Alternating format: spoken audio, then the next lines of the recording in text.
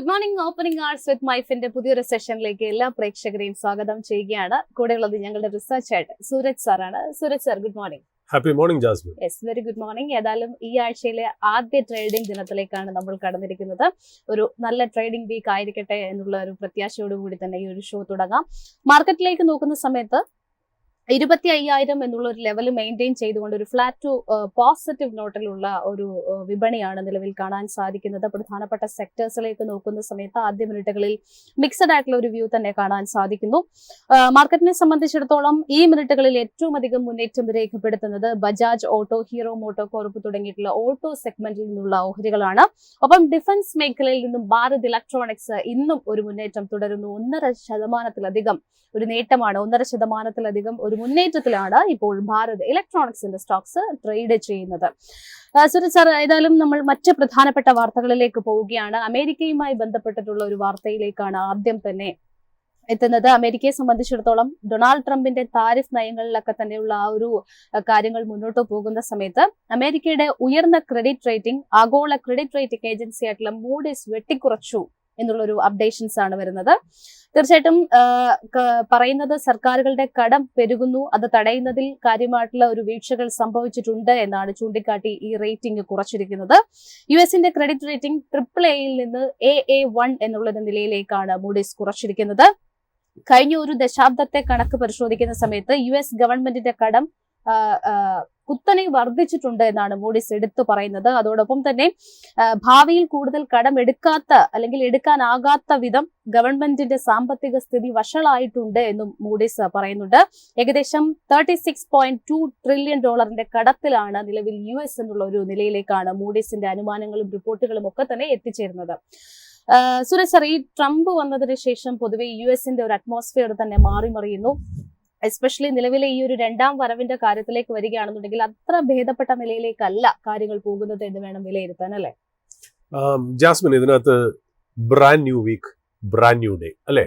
നമ്മളിപ്പോൾ ഏതാണ്ട് മാർക്കറ്റ് അടുത്ത കാലത്ത് അതിന്റെ ലോ ആയ 21,743 ഏതാണ്ട് നമ്മൾ മാസങ്ങൾ കൊണ്ട്, വെറും 1-2 മാസങ്ങൾ കൊണ്ട് നമ്മൾ ഏതാണ്ട് 15 to 60% ഒരു റിട്ടേൺ ആയി കിട്ടി എന്നുള്ളതാണ് ആ ലോയിൽ നിന്ന്. ഒന്ന് ആലോചിച്ച് നോക്കൂ. ഈ പറയുന്ന പോലെ ഇതാണ് ആ സ്റ്റോക്ക് മാർക്കറ്റിന്റെ പ്രത്യേകത എന്ന് പറയുന്നത്. നമ്മൾ time to buy is when there is maximum pessimism. എത്രത്തോളം പെസിമിസം മാർക്കറ്റിൽ ഉണ്ടായിരുന്നു ആ സമയത്താണ് നമ്മൾ വാങ്ങിക്കൂട്ടേണ്ടത് എന്നുള്ളതിന്റെ ക്ലീൻ എക്സാമ്പിൾ ആണ് ഇൻവെസ്റ്റേഴ്സിന്റെയും പ്രേക്ഷകരുടെ മുന്നിൽ മാർക്കറ്റ് ഡെമോൺസ്ട്രേറ്റ് ചെയ്തതാണ്. അതേപോലെ തന്നെ അതിന്റെ കൊറോളറിയും ഉണ്ടെന്നാണ്. അതായത് time to sell is when there is maximum optimism. ഏറ്റവും കൂടുതൽ ഓപ്റ്റിമിസം വരുമ്പോഴാണ് അത് സെല് ചെയ്യേണ്ടതെന്നുള്ളത്. സാധാരണ വാറൻ ബഫയുടെ ഒരു വലിയൊരു, നമ്മുടെ ലെജൻഡറി ഇൻവെസ്റ്റർ ആയ വാറൻ ബഫയുടെ ഒരു വലിയൊരു കോട്ടുണ്ട്. അതായത് B greedy when others are fearful. മറ്റുള്ളവർ പേടിക്കുമ്പോൾ നിങ്ങൾ ഗ്രീഡി ആയിട്ട് ചെന്ന് നിങ്ങൾ സാധനങ്ങൾ മേടിക്കുക. But B fearful when others are greedy. മറ്റുള്ളവർ ഗ്രീഡി ആകുമ്പോൾ നിങ്ങൾ ഫിയർഫുൾ ആവുക എന്നുള്ള ഒരു എന്താ പറയുക, ഒരു കോട്ടോട് കൂടി നമുക്ക് ഈ ആഴ്ച തുടങ്ങാം എന്നുള്ളതാണ്. നമ്മൾ ഈ സംസാരിക്കുന്നതോട് കൂടി തന്നെ മൺസൂൺ ക്ലൗഡ്സ് കണ്ടു തുടങ്ങി. അങ്ങ് ഭേദപ്പെട്ട മഴകൾ തുടങ്ങിക്കഴിഞ്ഞു. ഇപ്പോൾ ട്രിവാൻഡ്രത്ത് ഞാൻ അന്വേഷിക്കുമ്പോൾ ഇന്നലെ നല്ല മഴയായിരുന്നു എന്ന് പറയുന്നു, രാത്രിയിലൊക്കെ മഴയായിരുന്നു എന്ന്. മൺസൂൺ എന്നും നമുക്കൊരു പോസിറ്റീവ് ഇൻഡിക്കേഷൻ ആണ് മാർക്കറ്റിന് തരുന്നത്. അതേപോലെ നമുക്ക് സന്തോഷം തരുന്ന ഒരുപാട് വിഷയങ്ങൾ നമ്മുടെ മുന്നിലേക്ക് വരുന്നു.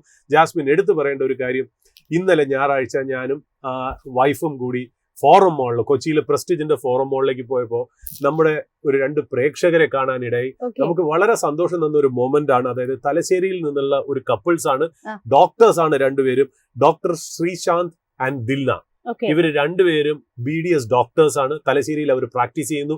അവർ വെക്കേഷൻ കാരണം പിള്ളേരെല്ലാവരും കൂടെ ചേർന്ന് അവരുടെ ബ്രദറിന്റെ കൊച്ചിയിലേക്ക് ഒരു വെക്കേഷൻ വന്നതാണ്. അവരായിട്ട് കാണാൻ പറ്റി. അവരെ നമ്മളെ വന്ന് പരിചയപ്പെട്ടു, സംസാരിച്ചു. എല്ലാവരെയും, മൈഫിനിൽ എല്ലാവരെയും നമ്മൾ എന്താ പറയുക, അവർ അന്വേഷിക്കുകയുണ്ടായി. ഈ പ്രോഗ്രാം അവർ ഒരുപാട് കാണുന്നുണ്ടെന്ന് പറയുന്നത് നമുക്ക് വളരെ സന്തോഷം. നിങ്ങളെ പോലത്തെ പ്രേക്ഷകരുടെ എൻഡോഴ്സ്മെന്റും അനുഗ്രഹവും സപ്പോർട്ടും കൺസേൺ ആണ് നമ്മളെ ഡ്രൈവ് ചെയ്യുന്നത്.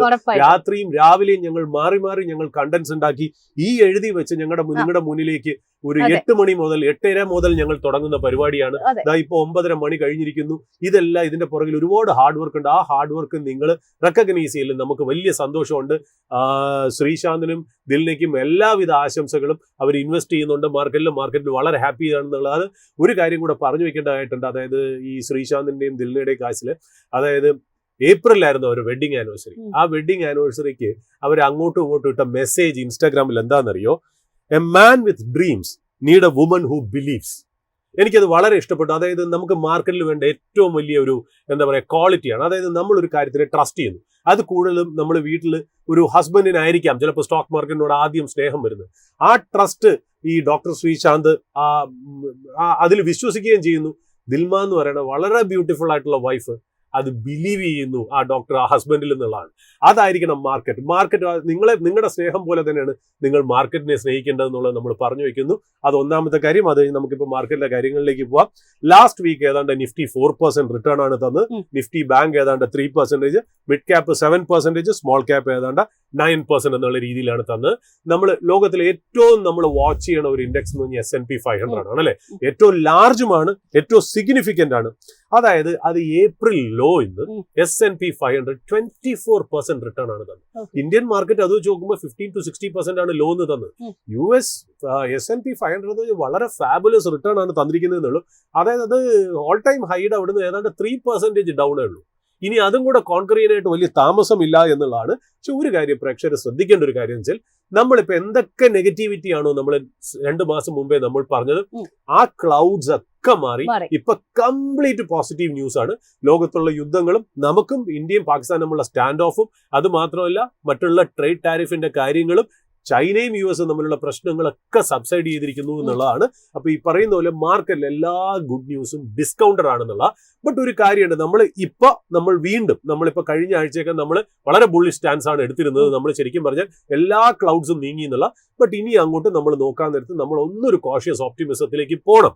അത് വേറൊന്നും കൊണ്ട സ്ട്രക്ചറൽ ബുൾ മാർക്കറ്റിന് യാതൊരു ചേഞ്ചും വന്നിട്ടില്ല. ബട്ട് ഒരു ചില സമയത്ത് ഒരു പ്രോഫിറ്റ് ബുക്കിംഗ് വന്നേക്കാം എന്നുള്ളത് നമ്മൾ ഒന്ന് സൂക്ഷിച്ചു വെക്കേണ്ടിയിരിക്കുന്നു. അതിനെ പേടിക്കേണ്ട കാര്യമില്ല. അപ്പൊ ഒന്ന് ശ്രദ്ധിക്കുക. അതായത് നമ്മൾ 100 കിലോമീറ്റേഴ്സിന് മുകളിലായിട്ട് നമ്മളൊരു വാഹനം ഓടിച്ചു പോകുമ്പോൾ നമ്മളൊന്ന് സൂക്ഷിക്കേണ്ടതായിട്ട് അല്ല പാലിക്കേണ്ടതായിട്ടുള്ള ചില കാര്യങ്ങളുണ്ട് അല്ലെ. ആ ചെക്ക് പോയിന്റ്സ് ഒക്കെ നോക്കി പോകണം എന്നല്ലാതെ മാർക്കറ്റിൽ ബെയറിഷ് ആറ്റിറ്റ്യൂഡ് ഒന്നും നമുക്ക് ഇല്ല എന്നുള്ളതാണ്. ഇപ്പൊ ചൈന US പ്രശ്നം അതായിരുന്നല്ലോ ഏറ്റവും ഇമ്പോർട്ടന്റ് ആയിട്ടുള്ള. ജാനുവരി 2025 അതായത് ടാരിഫ് വരുന്നതിനൊക്കെ മുമ്പേ തന്നെ ഏതാണ്ട് ചൈനയിൽ നിന്നുള്ള എക്സ്പോർട്സ് US ടാരിഫ് വെച്ചിരുന്നത് 11%. ഇപ്പൊ ഏതാണ്ട് എല്ലാം കൂടെ ചേർന്ന് 39% നിൽക്കുന്നത്. ഇതിൽ തന്നെ നിൽക്കുമെന്നറിയില്ല. 90 days മൊറട്ടോറിയം പറഞ്ഞിട്ടുണ്ട്, നമുക്കും തന്നിട്ടുണ്ട്, മറ്റുള്ള രാജ്യങ്ങൾക്കും പറഞ്ഞിട്ടുണ്ട്, ചൈനയ്ക്കും തന്നിട്ടുണ്ട് ഈ വീക്കെൻഡ് എന്നുള്ളതാണ്. പിന്നെ ഈ പറഞ്ഞ പോലെ ഇന്ത്യക്ക് നമുക്കറിയാലോ 26% ആണ് ഇപ്പൊ ടാരിഫ് നിൽക്കുന്നത്. 10% എന്തായാലും ഉണ്ടാവും. അപ്പൊ 26-ൽ നിന്ന് എത്ര കുറയുന്നു എന്നുള്ളതാണ് നമ്മുടെ പീയൂഷ് ഗോയൽ, അതായത് ട്രേഡ് ആൻഡ് കോമേഴ്സ് മിനിസ്റ്റർ, ഒരു ഡെലിഗേറ്റ്സിന്റെ ടീമായിട്ട് ഈ ആഴ്ച പോകുന്നു എന്നാണ് നമുക്ക് കിട്ടുന്ന ഇൻഫർമേഷൻ. നമ്മൾ കഴിഞ്ഞ ആഴ്ച എന്ന് പ്രതീക്ഷിച്ചിരുന്നു, ഇല്ല ഈ ആഴ്ചയാണ് പോകുന്നതെന്നാണ് നമ്മൾ മനസ്സിലാക്കുന്നത്. അതോടുകൂടി 26-ൽ നിന്ന് കുറയാനുള്ള സാധ്യതകളുണ്ട്. എത്രത്തോളം കുറയുന്നുള്ളത് നോക്കാം. എന്നാലും 10% സ്റ്റേ ചെയ്യുന്നതാണ് നമുക്ക് മനസ്സിലാവുന്നത്. എന്നാലും ചൈനയുടെ 39% വെച്ച് നോക്കുമ്പോൾ നമ്മൾ ഭേദപ്പെട്ട നിലയിലായിരിക്കണം എന്നുള്ളത് നമ്മൾ പറഞ്ഞു വെക്കണമെന്നുള്ള. പിന്നെ ജാസ്മിൻ വന്ന പോയിന്റിലേക്ക് മൂഡിയുടെ ഒരു ഡൗൺ ഗ്രേഡ്, അതായത് AAA എന്ന് AA1 കൊടുത്തിരിക്കുന്നു എന്നുള്ള ഫസ്റ്റ് ടൈം ഇൻ ദ ഹിസ്റ്ററിയാണ് അങ്ങനെ ഒരെണ്ണം വന്നിരിക്കുന്നത് എന്നുള്ള. ബട്ട് ഈവൻ ദെൻ ആ മൂഡിയുടെ ആ ഒരു റേറ്റിംഗ് ഉണ്ടല്ലോ. ഒന്നാമത്തെ കാര്യം, ഈ സ്റ്റാൻഡേർഡ് ആൻഡ് പുവറിന്റെ റേറ്റിംഗ് പോലെ അല്ല മൂഡിയുടെ റേറ്റിംഗ്. മൂഡി ഒരു ഫെയർലി ഒരു ചെറിയ ഒരു റേറ്റിംഗ് ഏജൻസിയും കൂടെ ആയതുകൊണ്ട് ഇതിന്റെ നീജർക്ക് റിയാക്ഷൻ ചിലപ്പോൾ US മാർക്കറ്റിൽ ഉണ്ടാക്കാം പെട്ടെന്ന്. ബട്ട് ഒരു ലോങ് ടേമിൽ അതൊന്നും ഈ പറയുന്ന പോലെ വലിയൊരു ഇമ്പാക്ട് US മാർക്കറ്റിൽ ഉണ്ടാക്കാനുള്ള ചാൻസ് ഇല്ല. അത് മാത്രമല്ല ഈ പറഞ്ഞിരിക്കുന്ന കാര്യങ്ങളൊന്നും ന്യൂ അല്ല, പുതിയതായിട്ടൊന്നുമില്ല. നമ്മളൊക്കെ പറയുന്ന കാര്യം ഇവരൊരു റേറ്റിംഗ് ഏജൻസി പറഞ്ഞു എന്നുള്ളതല്ലാതെ ആ ന്യൂസിനൊരു ഫ്രഷ് വാല്യൂ ഒന്നുമില്ല. ജസ്റ്റ് ഒരു ന്യൂസ് മാത്രമാണ്. അങ്ങനെ ഒരു ഈവന്റ് പ്ലേ ഔട്ട് ചെയ്തു എന്നുള്ളത് വാസ്തവം തന്നെയാണ്. പിന്നെ ഇതിൽ ഒരു കാര്യം ഞാൻ ശ്രദ്ധിക്കേണ്ടത്, US മാർക്കറ്റിൽ നമുക്ക് ശ്രദ്ധിക്കേണ്ട, US മാർക്കറ്റിൽ ശ്രദ്ധിക്കേണ്ട കാര്യമില്ല. നമ്മുടെ ഇവിടെ നമുക്കറിയാലോ ഈ FIIsന്റെ ബൈയിങ് വളരെ ഒരു ഇമ്പോർട്ടന്റ് ആണ് ഇന്ത്യൻ മാർക്കറ്റ് അല്ലെ. FPIs ബൈ ചെയ്യുമ്പോഴാണ് ഇന്ത്യൻ മാർക്കറ്റ് ഭയങ്കരമായിട്ട് പോകുന്നത്. FPIs ബൈ ചെയ്യുന്നതുകൊണ്ട് മാത്രമല്ല ഈ പറയുന്നത്, പക്ഷേ FPIs ഒരു അഭിവാജിക ഘടകമാണ് ഇന്ത്യൻ മാർക്കറ്റിനെ സംബന്ധിച്ചത്. അപ്പൊ എപ്പോഴാണ് FPIs ഇന്ത്യൻ മാർക്കറ്റിൽ സെല് ചെയ്യുന്നത്? 2 കാരണത്താലാണ്. ഒന്ന്, അവർക്കൊരു ബെറ്റർ ഓപ്പർച്യൂണിറ്റി കിട്ടി വേറെ ഏതെങ്കിലും മാർക്കറ്റിൽ, അല്ലെങ്കിൽ ചൈനീസ് മാർക്കറ്റിലോ അല്ലെങ്കിൽ വിയറ്റ്നാം മാർക്കറ്റിലോ ഇന്തോനേഷ്യയിലോ തായ്ലൻഡിലോ വേറൊരു ഓപ്പർച്യൂണിറ്റി കിട്ടുകയാണെങ്കിൽ സാധാരണ അവർ ചെയ്യാറുണ്ട്. രണ്ടാമത്, US ബോണ്ട് ഈൽഡ് ഉയരുകയാണെങ്കിൽ ഇന്ത്യൻ മാർക്കറ്റിൽ അവർ സെല് ചെയ്യാറുണ്ട്. കാര്യം എന്താ, ഇന്ത്യയിലേക്ക് അവർ ഇൻവെസ്റ്റ് ചെയ്യണമെങ്കിൽ ഒന്നാമത് തന്നെ ഫസ്റ്റ് അവർ ഫേസ് ചെയ്യേണ്ട ഒരു ചലഞ്ച് കഴിഞ്ഞാൽ ഫോറിൻ എക്സ്ചേഞ്ചിന്റെ ഒരു റിസ്ക്, അത് കഴിഞ്ഞ് ഇന്ത്യൻ മാർക്കറ്റിന്റെ റിസ്ക്. പക്ഷേ US ബോണ്ട് ഈൽഡ് ഒരു 4.6, 4.7, 4.8 അല്ലെങ്കിൽ 5 അടുപ്പിച്ച് ഒരു റിട്ടേൺ തരികയാണെങ്കിൽ എന്തിനാണ് അവർ ഇത്രയും റിസ്ക് എടുത്ത് ഇന്ത്യയിലേക്ക് വരുന്നത്? ഇന്ത്യ എന്നല്ല, മറ്റുള്ള എമർജിംഗ് മാർക്കറ്റിലേക്ക് വരുന്നത്. അവർക്ക് അത് സെല്ല് ചെയ്തിട്ട് അവർക്ക് അവരുടെ സ്വന്തം മാർക്കറ്റിലെ ബോണ്ടുകൾ മേടിക്കാം. അതൊരു 4.85% തരണമെങ്കിൽ അത് നല്ലതാണ്. അപ്പോൾ ബോണ്ട് ഈൽഡ് റൈസ് ചെയ്യുന്നത് ഇന്ത്യൻ മാർക്കറ്റിനും മറ്റുള്ള എമർജിംഗ് മാർക്കറ്റ്സിനും നല്ലതല്ല. കാര്യം FIs മാർക്കറ്റ് ഇക്വിറ്റീസ് സെല്ല് ചെയ്തിട്ട് തിരിച്ച് ബോണ്ടിലേക്ക് പോകാനുള്ള ഒരു ട്രേഡ് നടക്കാറുണ്ട്. ഇപ്പൊ ഈ ആഴ്ച അതായത് ഒരു കോഷൻ ആയിട്ട് വരുന്നതെന്ന് വെച്ചാൽ ഈ ഹൗസ് ബഡ്ജറ്റ് കമ്മിറ്റി ഉണ്ട് US അവരൊരു ബില്ല് റിജക്ട് ചെയ്തു. അതായത് റീകൺസിലിയേഷൻ സ്പെൻഡിംഗ് ബില്ല് എന്നാണ്. ഈ റീകൺസിലിയേഷൻ സ്പെൻഡിംഗ് ബില്ല് എന്ന് പറഞ്ഞാൽ അവിടുത്തെ കോൺഗ്രസിന് US കോൺഗ്രസിന് ഒരു അധികാരം കൊടുക്കുന്നു. എത്രയൊക്കെ ഡെപ്റ്റ് എടുക്കാം, എത്രയൊക്കെ ഇൻവെസ്റ്റ് ചെയ്യാം എന്നൊക്കെയുള്ള, എത്രയൊക്കെ ടാക്സ് വയ്ക്കാം എന്നൊക്കെ ഉള്ള ബേസ് ചെയ്യുന്ന ഒരു ബില്ലാണ്, ഒരു സിഗ്നിഫിക്കന്റ് ബില്ലാണ്. അത് ഇപ്പോ ഹൗസ് ബഡ്ജറ്റ് കമ്മിറ്റി അത് റിജക്ട് ചെയ്തു.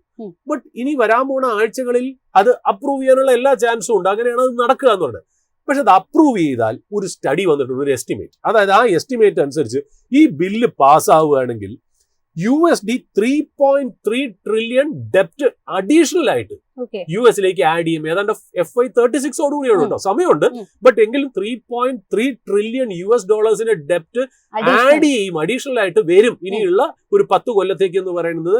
അതിന്റെ റെലവൻസ് വെച്ചാൽ ഡെപ്റ്റ് കൂടുതലല്ല റെലവൻസ്. ഇപ്പൊ നമ്മുടെ ട്രഷറി സെക്രട്ടറി സ്കോട്ട് ബെസന്റിന്റെ ഒരു 3 Threes എങ്ങണ്ട പറഞ്ഞൊരു എയിം ഉണ്ടായിരുന്നു. അതായത് ഇൻഫ്ലേഷൻ 3% നിർത്തുക, ഗ്രോത്ത് 3% നിർത്തുക, ബോണ്ട് ഈൽഡ് 3% അടുത്ത് നിർത്തുക. എങ്ങനത്തെയൊക്കെയുള്ള ടാർഗറ്റ്. അതായത് ഞങ്ങൾ ഗവൺമെന്റ് സ്പെൻഡിങ് കുറയ്ക്കുന്നു, ഡെപ്റ്റ് ഞങ്ങൾ കുറച്ചു വരുന്നു, ടാരിഫുകൾ കൂട്ടുന്നു, ഞങ്ങൾ ഒരു ഗ്രോത്ത് എക്കണോമി ആയിട്ട് മാറുന്നു, അതായത് ഞങ്ങളുടെ എന്താ പറയുക ലയബിലിറ്റീസ് കുറച്ച് അസറ്റ്സ് കൂട്ടി മുന്നോട്ട് പോകണു എന്ന് പറയുന്നതിന്റെ കൂടെ ഈ ബില്ല് പാസ്സാവുകയാണെങ്കിൽ, തൽക്കാലം പാസ്സായിട്ടില്ല, പാസ്സാവുകയാണെങ്കിൽ ഈ പറഞ്ഞ പോലെ $3.3 ഡെറ്റ് വരുന്നു എന്നുള്ളത് നമ്മൾ ഒന്ന് സൂക്ഷിച്ചൊന്ന് കാണേണ്ടതായിട്ടുണ്ട്. അപ്പൊ ബോണ്ട് ഈൽഡ് എങ്ങനെയാണ് ഇതിനെ പ്രൈസ് ചെയ്യുന്നത്? കാര്യം വെച്ചാൽ ഈ ബോണ്ട് ഈൽഡ് എന്തായാലും US-ലെ ബോണ്ട് ഹോൾഡേഴ്സിന് അറിയാം ഈ ബില്ല് എപ്പോഴെങ്കിലും പാസ്സാവുകയാണെങ്കിൽ ബോണ്ട് ഈൽഡ് കൂടുമോ, അങ്ങനെയാണെങ്കിൽ FIs എന്തായിരിക്കും സ്റ്റാൻഡ് എടുക്കുന്നത് എന്നുള്ള കാര്യം നമുക്കൊന്ന് നോക്കേണ്ടതായിട്ടിരിക്കുന്നു. അപ്പൊ നമുക്ക് അതിൽ ഇമ്പോർട്ടന്റ് ആയിട്ട് വരുന്ന ഒരു കാര്യം എന്നറിയോ, നമ്മള് മാർക്കറ്റിന്റെ ട്രെൻഡ് നമ്മൾ പറഞ്ഞല്ലോ, അതായത് ഒന്ന് സൂക്ഷിക്കണം എന്ന് നമ്മൾ പറഞ്ഞല്ലോ. പക്ഷെ അതിന്റെ കൂടെ ഒരു കാര്യം കൂടെ ചേർത്ത് വെക്കണം, ഈ മൊമെന്റത്തിന് എഗെയിൻസ്റ്റ് ആയിട്ട് നമ്മൾ റഷ് ചെയ്യാൻ പാടില്ല. ഇപ്പൊ ഒരു മൊമെന്റം പൊക്കോണ്ടിരിക്കുകയാണ്, ആ മൊമെന്റം മാക്സിമം യൂട്ടിലൈസ് ചെയ്യാൻ വേണം. എന്നാൽ താഴോട്ടുള്ള ഒരു ഫോൾ വരികയാണെങ്കിൽ അതിന് പ്രിപ്പയർഡ് ആയിട്ട് നിൽക്കണം. അതിനാണ് നമ്മൾ കോഷ്യസ് ഓപ്റ്റിമിസം എന്ന് പറയുന്നത്. പിന്നെ ഈ ഇക്വിറ്റി മ്യൂച്വൽ ഫണ്ട്സ് നമ്മൾ ഇത് വെള്ളിയാഴ്ച സൂചിപ്പിച്ച് വെച്ചിരുന്നു. ഏതാണ്ട് ഇക്വിറ്റി മ്യൂച്വൽ ഫണ്ട്സ് ഉണ്ടല്ലോ, നമ്മൾ കാണുന്ന മ്യൂച്വൽ ഫണ്ട്സിന്റെ ഇക്വിറ്റി എക്സ്പോഷറിൽ അവർക്ക് ഡെപ്റ്റ് എക്സ്പോഷറും ഉണ്ട്. ഇക്വിറ്റി എക്സ്പോഷറിന്റെ 7% അവർ ക്യാഷിലാണ്. അതായത് 2.5 lakh crore ക്യാഷ് ആണ്. അത് അടുത്ത കാലത്ത് ഏറ്റവും ഹയസ്റ്റ് ലെവലിലാണ് ആ ക്യാഷ് ലെവൽ നിൽക്കുന്നത്. അത് ഇൻഡിക്കേറ്റ് ചെയ്യണമെന്ന് വെച്ചാൽ പോസിറ്റീവാണ് ഇന്ത്യൻ മാർക്കറ്റ്. അതായത് ഇന്ത്യൻ മാർക്കറ്റ് ഇവിടുന്ന് കറക്റ്റ് ചെയ്യുകയാണെങ്കിൽ അവിടുന്ന് ഡൊമസ്റ്റിക് ഇൻസ്റ്റിറ്റ്യൂഷൻസിന്റെ ബൈ വരാനുള്ള ചാൻസ് ഉണ്ട് എന്നുള്ളത് വളരെ പോസിറ്റീവായിട്ട് കാണേണ്ട കാര്യമാണ്. അപ്പൊ അതുകൊണ്ട് ഇന്ത്യൻ മാർക്കറ്റിന്റെ ടെക്സ്ചർ നമ്മൾ പറഞ്ഞു, അതായത് മാർക്കറ്റിൽ എല്ലാ പോസിറ്റീവ് ന്യൂസും ഡിസ്കൗണ്ടഡ് ആണ്. ഇനി വരാനുള്ളത് ഈ പറയുന്ന പോലെ എന്താ പറയുക, നമ്മളൊരു കോഷ്യസ് ഓപ്റ്റിമിസമോട് കൂടി വേണം മാർക്കറ്റിനെ ട്രീറ്റ് ചെയ്യേണ്ടത്. ബട്ട് മൊമെന്റത്തിന് എഗെയിൻസ്റ്റ് ആയിട്ട് നമ്മൾ കളിക്കാനും പാടില്ല. അപ്പോൾ ഒരു കോഷ്യസ് ആയിട്ടുള്ള അപ്രോച്ച് മാർക്കറ്റിൽ എടുക്കുക എന്നുള്ള, എന്തെങ്കിലും ഒരു സെല്ലിംഗ് വരണമെങ്കിൽ മ്യൂച്വൽ ഫണ്ട്സ് ബൈ ചെയ്യാൻ തയ്യാറാണ് എന്നുള്ളതുകൊണ്ട് നമ്മൾ വയ്ക്കണം. അപ്പൊ അതുകൊണ്ട് മാർക്കറ്റിന്റെ ടെക്സ്ചർ സെൽ ഓൺ റാലീസിൽ നിന്ന് മാറി ബൈ ഓൺ ഡിപ്സ് എന്നുള്ള രീതിയിലേക്ക് മാറി എന്നുള്ളതാണ് നമുക്ക് ഇപ്പൊ ഒരു ഗൈഡൻസ് നമ്മുടെ ഇൻവെസ്റ്റേഴ്സിന് കൊടുക്കാനുള്ളത്. അതുകൊണ്ട് ശ്രദ്ധിച്ചിട്ടിരിക്കുക. ന്യൂ ഡേ ന്യൂ വീക്ക് നമുക്ക് വരുന്നിടത്ത് വെച്ച് കാണാം. അതെ, യെസ് സുരേഷ് സാർ, ഇനിയിപ്പോൾ നമ്മൾ സ്റ്റോക്സിലേക്ക് പോവുകയാണെന്നുണ്ടെങ്കിൽ ലാസ്റ്റ് ദിവസങ്ങളിലൊക്കെ തന്നെ ഏർണിംഗ് നമ്പേഴ്സ് പുറത്തുവിട്ടിട്ടുണ്ടായിരുന്ന കമ്പനികളിലാണ് ഒരു മൂവ്മെന്റ് നമുക്ക് കാണാൻ സാധിക്കുന്നത്. Especially Texmaco, shipping corporation, KRBL, Divi's lab, Zensar tech, data patterns, happy forgings, അങ്ങനെ ഒരുപാട് സ്റ്റോക്കുകൾ ഇപ്പോൾ പെർഫോം ചെയ്യുന്നുണ്ട്. ഇന്ന് സ്റ്റോക്സ് ഇൻ ന്യൂസ് ആയിട്ട് വരുന്ന ഏതെങ്കിലും പെർട്ടിക്കുലർ സ്റ്റോക്സ് ഉണ്ടോ? ജാസ്മിൻ, നമ്മളിപ്പോ റിസൾട്ട് വരുന്ന എല്ലാ ന്യൂസുകളും നമ്മൾ കവർ ചെയ്ത് നമ്മൾ ഇൻവെസ്റ്റേഴ്സിന് കൊടുക്കില്ല. നമ്മൾ എന്താ ചെയ്യണമെന്ന് വെച്ചാൽ അതിൽ നമുക്ക് ഇമ്പോർട്ടന്റ് ആയിട്ട് തോന്നുന്ന കാര്യങ്ങളാണ് നമ്മൾ ഇൻവെസ്റ്റേഴ്സിന്റെ മുന്നിലേക്ക് അല്ലെങ്കിൽ പ്രേക്ഷകരുടെ മുന്നിലേക്ക് നമ്മൾ അവതരിപ്പിക്കുന്നത്. അതിൽ എനിക്ക് ഇൻട്രസ്റ്റിംഗ് ആയിട്ട് വന്ന കഴിഞ്ഞ വീക്കെൻഡ് ഹ്യുണ്ടായുടെ റിസൾട്ട് വന്നു. റിസൾട്ട് 2 ആംഗിളിൽ കാണാം. അത് പോസിറ്റീവായിട്ട് കാണുന്നവരുണ്ട്, എന്നാലും ഫ്ലാറ്റ് ആയിട്ട് വലിയ ഒരു നെഗറ്റീവായിട്ട് കാണുന്നവരുണ്ട്. അതായത് പക്ഷെ വലിയൊരു ഇമ്പാക്ട് ഒന്നുമില്ല, വലിയൊരു ഓപ്റ്റിമിസവും വലിയൊരു പെസിമിസവും അതിനകത്ത് വരാനില്ല. പക്ഷെ അതിനകത്തൊരു മാനേജ്മെന്റ് ന്യൂസ് ഞാൻ കണ്ടതാണ് അതിനകത്തുള്ള ഇമ്പോർട്ടന്റ് ആയിട്ട് വന്നതെന്നുള്ളത്. അതായത് അവരുടെ വോളിയൂംസ് പൊതുവെ ഡൗൺ ആണ്. അതായത് വേണ്ട രീതിയിൽ അവർ പോകുന്നില്ല. അവർക്ക് ക്രെറ്റ മോഡൽ, ഹ്യുണ്ടായുടെ ക്രെറ്റ മോഡൽ ഒഴിച്ചു കഴിഞ്ഞാൽ ബാക്കി ഒരു മോഡലും അവർക്ക് വേണ്ട രീതിയിൽ ക്ലിക്ക് ആയിട്ടില്ല എന്നുള്ളതാണ്. അത് മാത്രമല്ല അവരുടെ i10 നല്ലൊരു മോഡലായിരുന്നു, പക്ഷെ അതിന് പുതിയ അഡ്വാൻസ്മെന്റ്സ് ഒന്നും വന്നിട്ടില്ല ഈ സ്മോൾ കാർ റേഞ്ചിൽ.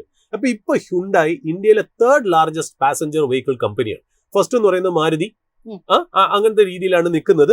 ഇപ്പോ ഏതാണ്ട് നമ്മൾ ഇപ്പൊ മനസ്സിലാക്കേണ്ട ഒരു കാര്യം എന്നല്ല, ഇപ്പൊ സോറി ഞാൻ പറഞ്ഞു വന്നതെന്ന് വെച്ചാൽ മാരുതി ഫസ്റ്റ് ഹ്യുണ്ടായി സെക്കൻഡ് ആണ്. മാരുതി ഫസ്റ്റ് ഹ്യുണ്ടായി സെക്കൻഡ് ആണ് ഇപ്പൊ നിൽക്കുന്നത്. ഇപ്പൊ ഇതിനകത്ത് അവരുടെ ഒരു ഗൈഡൻസ് പ്ലാൻ ഒക്കെ അവരൊരു മാനേജ്മെന്റ് മീറ്റിംഗിൽ അവർ പറയുണ്ടായി. അതായത് FY30 26 ന്യൂ പ്രോഡക്ട്സ് അവർ കൊണ്ടുവരുന്നു എന്നാണ്. 26 ന്യൂ പ്രോഡക്ട്സിൽ അവർ ഉദ്ദേശിക്കുന്നത് ഫേസ് ലിഫ്റ്റ് മോഡൽ, അതായത് ഇപ്പോഴുള്ള മോഡലുകളുടെ ഫേസ് ലിഫ്റ്റ് കൊണ്ടുവരുന്നു, പിന്നെ അതല്ലാതെ ന്യൂ മോഡൽ കൊണ്ടുവരുന്നു, പിന്നെ റിഫ്രഷ്മെന്റ്സ്. ഇങ്ങനെ 3 കാറ്റഗറിയിലാണ് അവർ കൊണ്ടുവരുന്നത്. ന്യൂ മോഡലിൽ 20 വണ്ടികളും, അതായത് 20 മോഡലും, അതായത് ടോട്ടൽ 26 മോഡലാണ് FY30 അവർ കൊണ്ടുവരാൻ ഉദ്ദേശിക്കുന്നത്. അതിൽ 20 മോഡലും അവർ ICE എഞ്ചിൻസും ഏതാണ്ട് 6 മോഡലുകളാണ് ഇലക്ട്രിക് വെഹിക്കിളും പറഞ്ഞിരിക്കുന്നത്. ഓക്കെ, ഇപ്പൊ ഇതിനകത്ത് മാരുതി സുസുക്കി ഈ പറഞ്ഞ പോലെ നമ്പർ 1 കമ്പനിയായിട്ട് നിൽക്കുന്നു, ഹ്യുണ്ടായി നമ്പർ 2. ബട്ട് അടുത്ത കാലത്തായിട്ട് ഹ്യുണ്ടായി FY20 ഇവരുടെ മാർക്കറ്റ് ഷെയർ 17.5 ആയിരുന്നു ഉണ്ടായി. 17.5 എന്ന് FY25 ആയപ്പോഴത്തേക്കും 14%. അതായത് 2013 ലെവലിലേക്ക് അത് പോയി എന്നുള്ള അവരുടെ ആ സെക്കൻഡ് പൊസിഷനെ ചലഞ്ച് ചെയ്യാണ് മഹീന്ദ്രയും ടാറ്റ മോട്ടോഴ്സും എന്നുള്ളത്. അപ്പോൾ ഇവർക്ക് അത് പ്രൊട്ടക്ട് ചെയ്യേണ്ടിയിരിക്കുന്നു. ഹ്യുണ്ടായി വളരെ പ്രഷറിലാണ്. അതിൽ പ്രത്യേകിച്ച് കാണേണ്ട ഒരു കാര്യം അറിയോ, ഹ്യുണ്ടായി കൊറിയ എന്നൊരു ഫാക്ട് ഫൈൻഡിങ് ടീം വന്നിട്ടുണ്ടെന്ന്. അതായത് 6 മെമ്പർ ടീം എന്നാണ് നമുക്ക് മനസ്സിലാക്കാനുള്ളത്. അതായത് അവിടുത്തെ ഹ്യുണ്ടായി മദർ കമ്പനിയുടെ സെയിൽസ് ഡിപ്പാർട്ട്മെന്റിൽ നിന്ന്, മാർക്കറ്റിംഗ് ഡിപ്പാർട്ട്മെന്റിൽ നിന്ന്, ഫിനാൻസ് ഡിപ്പാർട്ട്മെന്റിൽ നിന്ന്, production and development, research and development, അവിടെ നിന്നൊക്കെ ഉള്ള ഒരു ഡെലിഗേറ്റ് ടീം ഇന്ത്യയിൽ വന്നിട്ട് എന്തുകൊണ്ടാണ് ഇന്ത്യയിൽ ഹ്യുണ്ടായിയുടെ മാർക്കറ്റ് ഷെയർ ലൂസ് ചെയ്യണമെന്ന് പഠിക്കാനായിട്ട് അവർ വന്നു. അവർ ഒരു മാസമായിട്ട് ഇവിടെ ഉണ്ടെന്നാണ് നമുക്ക് കിട്ടുന്ന ഒരു ഇൻഫർമേഷൻ. അവർ പല ഡീലർമാരെ കാണുന്നു, പല കസ്റ്റമേഴ്സിനെ കാണുന്നു, പല സപ്ലയേഴ്സിനെ കാണുന്നു, പല അനലിസ്റ്റുകളെ കാണുന്നു നമ്മുടെ സ്റ്റോക്ക് കമ്മ്യൂണിറ്റിയിൽ. അതുകൂടാതെ ഫിനാൻസിങ് കമ്പനീസിലെ കാർ പാസഞ്ചർ വെഹിക്കിൾ ഫിനാൻസ് ചെയ്യുന്ന കമ്പനികളെ കാണുന്നു. അപ്പൊ ഇതൊരു സിഗ്നിഫിക്കന്റ് ആയിട്ടുള്ള ഡെവലപ്മെന്റ് ആണ്. അതായത് ഹ്യുണ്ടായി വളരെ ഇമ്പോർട്ടന്റ് ആയിട്ട് ഇന്ത്യൻ മാർക്കറ്റിനെ എടുക്കുന്നു. എനിക്ക് തോന്നുന്നു അവരുടെ 3rd ലാർജസ്റ്റ് മാർക്കറ്റ് ആണ് ഇന്ത്യ എന്ന് എനിക്ക് തോന്നുന്നു. അപ്പൊ അവർക്ക് ഒരിക്കലും ഇതിനെ ഒഴിവാക്കാൻ പറ്റില്ല എന്നുള്ളത്. അപ്പൊ ഹ്യുണ്ടായിയുടെ റിസൾട്ട് വലിയ പ്രത്യേകതയൊന്നും ഇല്ലെങ്കിലും ഈ ഒരു ഡെവലപ്മെന്റിനെ വളരെ സൂക്ഷ്മതയോടെ നമ്മൾ കാണുന്നു. രണ്ടാമത് ഇമാമി എന്ന് പറയുന്ന കമ്പനി. ഇമാമി എന്ന് പറയുന്ന കമ്പനി പറയുമ്പോൾ ചിലപ്പോൾ പ്രേക്ഷകർക്ക് മനസ്സിലാവുമായിരിക്കാം. ഫെയർ ആൻഡ് ഹാൻസം എന്ന് പറഞ്ഞാൽ നമ്മൾ സൂപ്പർ മാർക്കറ്റിൽ കാണുന്ന product, fairness cream, borrow plus എന്ന് പറയുന്ന മോയ്സ്ചറൈസിംഗ് ക്രീം, സണ്ടുബാം വേദനയ്ക്കൊക്കെ യൂസ് ചെയ്യുന്ന സണ്ടുബാം, പിന്നെ നവരത്ന ഓയിൽ എന്ന് പറഞ്ഞിട്ട് തലയിൽ തേക്കുന്ന ഒരു തണുപ്പുള്ള ഒരു എണ്ണയാണ്, ഒരു കൂൾ എഫക്റ്റ് ആണെന്നുള്ളത്. അമിതാഭ് ബച്ചനൊക്കെ അതെ, ഇവരുടെ ഈ പ്രോഡക്ട്സിന്റെ ഒക്കെ മദർ കമ്പനിയാണ് ഇമാമി എന്ന് പറയുന്നത്. റിസൾട്ട്സും ഈ പറഞ്ഞ പോലെ ഒരു ടെപ്പിഡ് റിസൾട്ട്സ് ആണ്. വലിയ പ്രത്യേകത ഞാനിത് പറയാൻ കാര്യം കൺസ്യൂമർ സെന്റിമെന്റ്, അതായത് റീറ്റെയിൽ കൺസ്യൂമർ സെന്റിമെന്റ് പറയാൻ വേണ്ടിയിട്ടാണ് ഇമാമിയുടെ കാര്യം ഞാൻ പറഞ്ഞു തന്നില്ല. പിന്നെ ഒരു സെക്ടർ എനിക്ക് ഇമ്പോർട്ടന്റ് ആയിട്ട് പറയേണ്ട കാര്യമുണ്ട്, അതായത് ഡിഫൻസ് സെക്ടർ. ആ ഡിഫൻസ് സെക്ടർ എനിക്ക് തോന്നുന്നു ഫ്രൈഡേ തന്നെ 5% അപ്പായിരുന്നു തോന്നുന്നു അല്ലെ. വീക്കിലി 17% ഡിഫൻസ് സെക്ടർ അപ്പാണ്. അതായത് നിഫ്റ്റി ഡിഫൻസ് ഇൻഡെക്സിന്റെ കാര്യമാണ് പറയുന്നത്. വീക്കിലി 17% അപ്പാണ്. അതായത് മോസ്റ്റ് ഓഫ് ദ സ്റ്റോക്സ് ഈ ഡിഫൻസ് ഇൻഡെക്സിലെ 30% മുതൽ 60% വരെ ഹ്യൂജ് മൂവ് ആണ് വന്നിരിക്കുന്നത്. ഏതാണ്ട് ലാസ്റ്റ് ഒരു കൊല്ലമായിട്ട് ഇത് ട്രിപ്പിൾ ചെയ്തു ഈ ഇൻഡെക്സ്. എന്നാൽ സെൻസെക്സ്, നിഫ്റ്റി ഒക്കെ ഏതാണ്ട് 11% പോസിറ്റീവ് റിട്ടേൺ തരുമ്പോൾ അതിനേക്കാളും വലിയൊരു ഔട്ട് പെർഫോമൻസ് ആണ് ഡിഫൻസ് ഇൻഡെക്സ് തന്നതെന്നുള്ളത്. ഡിഫൻസ് സെക്ടർ ഇപ്പൊ ട്രേഡ് ചെയ്യുന്ന ട്രെയിലിംഗ് പി, അതായത് ഇതുവരെ കഴിഞ്ഞ ഇയർ വെച്ച് നോക്കുമ്പോൾ അതിന്റെ വാല്യുവേഷൻ 51 ടൈംസിലാണ് ട്രേഡ് ചെയ്യുന്നത്.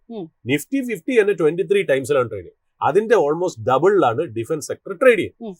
ആ ഡിഫൻസ് സെക്ടറിനെ ബേസ് ചെയ്ത് ഇപ്പൊ ഇൻഡോ പാകിസ്ഥാൻ സ്റ്റാൻഡ് ഓഫ് മാത്രമല്ല, ഗവൺമെന്റ് ഇൻക്രീസ്ഡ് സ്പെൻഡിംഗ് 40,000 മുതൽ 50,000 കോടി വരെ വീണ്ടും ഇരിക്കുന്നു. ബഡ്ജറ്റിൽ അഡീഷണൽ ആയിട്ടുള്ള എസ്റ്റിമേറ്റ് കൊണ്ടുവരുന്നു എന്നൊക്കെ പറയുന്ന ന്യൂസ് ആണ് അതിന് ഡ്രൈവ് ചെയ്യണമെങ്കിലും ഒരു കാര്യം മാത്രം ഇൻവെസ്റ്റേഴ്സ് ശ്രദ്ധിക്കേണ്ടതായിട്ടുണ്ട്. അതായത് നമ്മളിപ്പോ പറഞ്ഞില്ലേ, നമുക്കിപ്പോ ഒരു ഡിഫൻസ് കമ്പനിക്ക് 1000 കോടിയുടെ ഓർഡർ കിട്ടിയെന്ന് വിചാരിക്കും. ഈ 1000 കോടി എക്സിക്യൂട്ട് ചെയ്യാൻ 2 കൊല്ലം 3 കൊല്ലം വേണ്ടി വരും. ഡിഫൻസിന്റെ ടേൺ അറൌണ്ട് ടൈം ഒരു ഫ്ലൈറ്റോ അല്ലെങ്കിൽ ഒരു ഷിപ്പോ ഉണ്ടാക്കുന്ന സമയം നമുക്കറിയില്ല. ഒരു അമ്യൂണേഷൻ ഉണ്ടാക്കുന്നത്, ഒരു പ്രോഡക്റ്റ് ഉണ്ടാക്കുമ്പോൾ അടുത്ത ആഴ്ച ഇറങ്ങുന്ന ഒരു പ്രോഡക്റ്റ് അല്ല ഇത്. ഈ FY27 28 ഈ 1000 crores എക്സിക്യൂട്ട് ചെയ്യുമ്പോൾ ഇതിന്റെ 10% ഒക്കെ ആയിരിക്കും ഈ പറയുന്ന പോലെ ഇവർക്കൊരു പ്രോഫിറ്റ് കിട്ടുക. ആ മാർജിൻ 10% പ്രോഫിറ്റ് മാർജിൻ ആയിരിക്കും ഇവർക്ക് കിട്ടുന്നത്. അപ്പൊ 1000 കോടിയുടെ പ്രോജക്ട് എക്സിക്യൂട്ട് ചെയ്യുമ്പോൾ ഇവർക്ക് കിട്ടാവുന്ന ചിലപ്പോൾ 100 crores പ്രോഫിറ്റ് ആയിരിക്കും. ഈ 100 crores പ്രോഫിറ്റ് എന്ന് പറയുന്നത് ഈ കമ്പനിയുടെ ടോട്ടൽ പ്രോഫിറ്റിന്റെ 12% 13% ആയിരിക്കും. പക്ഷെ ഇപ്പൊ തന്നെ സ്റ്റോക്കുകൾ 60% അതിനെ ഡിസ്കൗണ്ട് ചെയ്തു. 60% ഡിസ്കൗണ്ട് ചെയ്തു എന്ന് മാത്രമല്ല, 2027 28 നടക്കുന്ന ഒരു സംഭവത്തിന് അത് ആ പ്രോഫിറ്റ് അപ്പോഴാണ് ഉണ്ടാക്കുന്നത്. ആ പ്രോഫിറ്റിനെ ഇപ്പൊ തന്നെ ഡിസ്കൗണ്ട് ചെയ്തു എന്നുള്ളതാണ് വാസ്തവം. നമ്മളിപ്പോ സാധാരണ പറയില്ലേ, നമ്മൾ ഈ സ്ഥലം മേടിക്കാൻ നേരത്ത് പറയില്ലേ, ഇന്ന സ്ഥലത്ത് നിർദ്ദിഷ്ട ഹൈവേ വരുന്നു അല്ലെങ്കിൽ മെട്രോ വരുന്നു എന്ന് പറഞ്ഞ് നമ്മൾ ഇപ്പൊ നോക്കുമ്പോൾ 5 കൊല്ലം കഴിഞ്ഞ് വരാൻ പോകുന്ന മെട്രോന്റെ വിലയും കൂടെ സ്ഥലത്തിൽ ഇപ്പോഴേ ഡിസ്കൗണ്ട് ചെയ്യും. മെട്രോ വന്നു കഴിയുമ്പോൾ പിന്നെ ഇതൊന്ന് ഇരിക്കും എന്നാണ് പറഞ്ഞത്. അപ്പൊ അതേപോലത്തെ ഒരു ഫേസിൽ കൂടിയാണ് ഈ ഡിഫൻസ് സെക്ടർ പോകുന്നത് എന്നുള്ളത് കുറച്ച് ഒരു പറയുന്നത് കണ്ട കോളിന് എന്റെ ഒരു എക്സ്പീരിയൻസ് ആണ്. ഞാൻ തെറ്റാം, മൊമെന്റം പൊക്കോണ്ടിരിക്കുകയാണ്. ചിലപ്പോൾ സ്റ്റോക്കുകൾ ഇവിടുന്ന് പോകും, സെക്ടർ ഇനിയും കയറി പോകും. ഒന്ന് സൂക്ഷിക്കേണ്ടായിരിക്കണം. ചെറിയൊരു റിഗിങ്ങും ഒരുപാട് അനാവശ്യമായിട്ടുള്ള ന്യൂസുകളും ഓവർ ഹീറ്റഡ് ആയിട്ട്, അതായത് ഒരു ഓപ്പറേറ്റർ പ്ലേ, അതായത് കൺസേൺഡ് ആയിട്ട്, അത് ഗവൺമെന്റിന്റെ ഭാഗത്ത് നല്ല പറയുന്നത്, ഗവൺമെന്റിന്റെ ഭാഗത്ത് നിന്ന് ന്യൂസ് ഉണ്ട്, സ്റ്റോക്കുകളും നല്ലതാണ്. പക്ഷെ അതിനെ മുതലെടുത്തോണ്ട് കുറെ ഓപ്പറേറ്റേഴ്സ്, അതായത് ഈ കള്ളക്കളി കളിക്കുന്ന ആൾക്കാർ ജനങ്ങളുടെ തലയിലേക്ക് വയ്ക്കാനായിട്ടുള്ള ഒരു ശ്രമം അതിനകത്ത് കാണുന്നുള്ളത് ഒന്ന് നോക്കി വെക്കേണ്ടിയിരിക്കുന്നു. പിന്നെ സൗത്ത് ഇന്ത്യൻ ബാങ്കിന്റെ റിസൾട്ട് കൊള്ളാം, നല്ല ബെറ്റർ റിസൾട്ട് ആണെന്നുള്ളതാണ്. പിന്നെ അഡാനി പോർട്ടിന്റെ Q4 കോൾ ഉണ്ട്. നമ്മുടെ കേരളത്തിന് വളരെ ഇമ്പോർട്ടന്റ് ആയിട്ടുള്ള അഡാനി പോർട്ട്. അതിനകത്തെന്ന് വെച്ചാൽ അവര് പോർട്ട് ഓപ്പറേഷൻസ് കൂടാതെ, അവരുടെ കോർ ഓപ്പറേഷൻസ് ആണല്ലോ, അത് കൂടാതെ അവർ നല്ലൊരു സപ്ലൈ ചെയിൻ മാനേജ്മെന്റ് ലോജിസ്റ്റിക്സ് കമ്പനിയായിട്ട് മാറണം എന്ന് അവർ പറഞ്ഞിരുന്നു. അതായത് അവർക്ക് സ്കെയിൽ ഉണ്ട്, അതായത് ഒരു ഇന്റഗ്രേറ്റഡ് ട്രാൻസ്പോർട്ട് യൂട്ടിലിറ്റി കമ്പനി ആവണം. അവർക്ക് ട്രക്സ് ഉണ്ട്, അവർക്ക് ട്രക്ക് മാനേജ്മെന്റ് പ്ലാറ്റ്ഫോം ഉണ്ട്, ഫ്രൈറ്റ് ഫോർവേഡിംഗ് ബിസിനസ് ഉണ്ട്, മൾട്ടി മോഡൽ ലോജിസ്റ്റിക്സ് പാർക്ക് ഉണ്ട്, 3 million square feet of warehouse space ഉണ്ട് അവർക്ക്, 937 ട്രെയിലേഴ്സ് ആൻഡ് ട്രക്സ് ഉണ്ട് അവർക്ക്. പിന്നെ അതല്ല 1800 ഹെക്ടർ ഓഫ് ഇൻഡസ്ട്രിയൽ ലാൻഡ് ഉണ്ട്, 1500 ഹെക്ടർ ഓഫ് ഇൻഡസ്ട്രിയൽ ക്ലസ്റ്റർ ഉണ്ട്, 132 റെയിൽവേ റേക്ക്. അപ്പൊ ഇതെല്ലാം അവർക്ക് അസോസിയേറ്റഡ് ആയിട്ടുണ്ട്. ഇനി വരുന്ന നാഷണൽ ഹൈവേസ് ഒക്കെ നല്ല സ്മാർട്ട് ആയിട്ട് വരുമ്പോഴത്തേക്കും ഇവരുടെ ലോജിസ്റ്റിക്സ് ബിസിനസ്സും കൂടെ നന്നാവുകയാണെങ്കിൽ തീർച്ചയായിട്ടും നിങ്ങൾക്ക് ഒരു അഡാനി പോർട്സിനെ ഒരു ഇമ്പോർട്ടന്റ് ആയിട്ട് നോക്കാൻ കാര്യം ഈ പറയുന്ന ഡെവലപ്മെന്റ്സും സ്കെയിലബിലിറ്റി ഒക്കെ ഉണ്ടല്ലോ, ഹൈ ROC, ഒരുപാട് റിട്ടേൺ ഓൺ ഇൻവെസ്റ്റ്മെന്റും റിട്ടേൺ ഓൺ ക്യാപിറ്റൽ എംപ്ലോയിഡും ഒക്കെ തരുന്ന ഒരു ബിസിനസ് ആണ്. അപ്പൊ അതിലേക്കുള്ള ട്രാൻസ്ഫോർമേഷൻ അഡാനി പോർട്സിന് നന്നായിരിക്കുന്നത്. പിന്നെ മുത്തൂറ്റ് ക്യാപിറ്റൽ, നമ്മൾ മുത്തൂറ്റ് ഫിനാൻസ് മാത്രമേ എപ്പോഴും ജനങ്ങളോട് പറയാറുള്ളൂ. മുത്തൂറ്റ് ക്യാപിറ്റൽ എന്ന് പറഞ്ഞാൽ മുത്തൂറ്റ് പാപ്പച്ചൻ ഗ്രൂപ്പ്, നീല മുത്തൂറ്റ് എന്നാണ് നമ്മൾ മലയാളത്തിൽ പറയുന്നത്. നല്ലൊരു റവന്യൂ, നല്ലൊരു പ്രോഫിറ്റും അവർ കാഴ്ചവെച്ചു എന്നുള്ളതാണ്. അവർ കൂടുതലും ഈ വെഹിക്കിൾ ഫിനാൻസിങ് ബിസിനസ്സിലാണ്. അതിനകത്ത് Tina Susan George, whole time director, വളരെ എന്താ പറയുക 17 years ഓഫ് എക്സ്പീരിയൻസ് ഉണ്ട് കേട്ടോ ടീന സൂസൻ ജോർജിന്. ചാർട്ടേഡ് അക്കൗണ്ടന്റ് കൂടിയാണെന്നുള്ള നല്ലൊരു കമന്ററിയാണ് ആ സ്റ്റോക്കിനെ കുറിച്ച് പറഞ്ഞത്. അവരൊരു ഫ്യൂച്ചർ റെഡി കമ്പനിയായിട്ട് മാറ്റുകയാണ്. ഒരുപാട് ഡിജിറ്റൽ എന്താ പറയുക ലെൻഡിങ്ങും ടെക്നോളജിയൊക്കെ ഒരുപാട് യൂസ് ചെയ്ത് കൊണ്ടുവരാനായിട്ടുള്ള ഒരു പുറപ്പാടിലേക്ക് മുത്തൂറ്റ് ക്യാപിറ്റലാണ്. ചിലപ്പോൾ അത് പ്ലസ് ആയിരിക്കാം എന്ന്. പിന്നെ ലാസ്റ്റ് ഒന്ന് സ്റ്റോക്ക് ന്യൂസിൽ പറഞ്ഞു വെക്കേണ്ടത് അരവിന്ദ് ഫാഷൻസ് ആണ്. ഈ അരവിന്ദ് ഫാഷൻസിന്റെ റിസൾട്ട് വളരെ നല്ല റിസൾട്ട്സ് ഉണ്ടായിരുന്നു. പിന്നെ ഒരു ടെയിൽ വിൻഡ് കൂടെ ടെക്സ്റ്റൈൽ കമ്പനീസിനുണ്ട് കേട്ടോ. അതായത് നമ്മുടെ ഒരുമാതിരി ഇന്ത്യയിലുള്ള ബ്രാൻഡുകൾ ഉണ്ടല്ലോ പല, അതായത് ലോക്കൽ ബ്രാൻഡ് ആണെങ്കിലും മൾട്ടിനാഷണൽ ബ്രാൻഡ്സ് ആണെങ്കിലും ഒരു 15% മുതൽ ചില കമ്പനികൾ 60% സാധനങ്ങൾ വരെ ബംഗ്ലാദേശിൽ നിന്ന് സോഴ്സ് ചെയ്യാറുണ്ട്. അതുകൊണ്ട് തന്നെ കാര്യം എന്ന് വെച്ചാൽ ബംഗ്ലാദേശിന്റെ പ്രോഡക്ട്സ് ചീപ്പാണ്. ഒരു 15 to 25% ഇന്ത്യയെ കമ്പയർ ചെയ്ത് ചീപ്പാണ്. കാരണം എന്ന് വെച്ചാൽ അവർക്ക് ഉണ്ടാക്കാവുന്ന റോ മെറ്റീരിയലും മെഷീനറിയും ഒക്കെ ചൈനയാണ് അവർക്ക് കൊടുക്കുന്നത്. അതുകൊണ്ട് തന്നെ അവർക്ക് കോസ്റ്റ് എഫിഷ്യന്റ് ആയിട്ട് സാധനങ്ങൾ കമ്പയർഡ് ടു ഇന്ത്യ അവർക്ക് ഉണ്ടാക്കാനായിട്ട് പറ്റും. എപ്പോഴും അവരൊരു പ്രൈസിൽ നമുക്കൊരു ത്രെട്ടാണ് അവർ. നമ്മൾ ഇത്രയും നാൾ അവരുടെ പ്രോഡക്റ്റ് യൂട്ടിലൈസ് ചെയ്താണ് നമ്മൾ മുന്നോട്ട് പോയത്. പക്ഷേ അടുത്ത കാലത്ത് പ്രത്യേകിച്ച് ഡെനിമിൽ അവർ വളരെ വലിയ പ്ലെയറാണ്. നമ്മൾ ഇടുന്ന ജീൻസ് ഒക്കെ ഇല്ലേ, ഡെനിം ഗാർമെന്റ്സിൽ അവർ വളരെ വലിയ പ്ലെയറാണ്. ഇപ്പോൾ ഗവൺമെന്റ് നമ്മളിപ്പോൾ ഈ പറഞ്ഞ പോലെ പാകിസ്ഥാനെ സപ്പോർട്ട് ചെയ്തു ബംഗ്ലാദേശ്. അത് മാത്രമല്ല നമുക്ക് കുറച്ച് ഡിസ്റ്റർബൻസ് ഉണ്ടാക്കുന്ന ഒരു നെയ്ബറിംഗ് കൺട്രിയാണ് ബംഗ്ലാദേശ് എന്ന് പറയുന്നത്. അത് കാരണം തന്നെ ഈ ബൈ റോഡുള്ള അവരുടെ ട്രേഡിനെ, അതായത് കൽക്കട്ട വഴിയൊക്കെ ഉള്ള ഒരു ട്രേഡിനെ ഗവൺമെന്റ് ഒരു കർബിംഗ് കൊണ്ടുവന്നേക്കാണ്.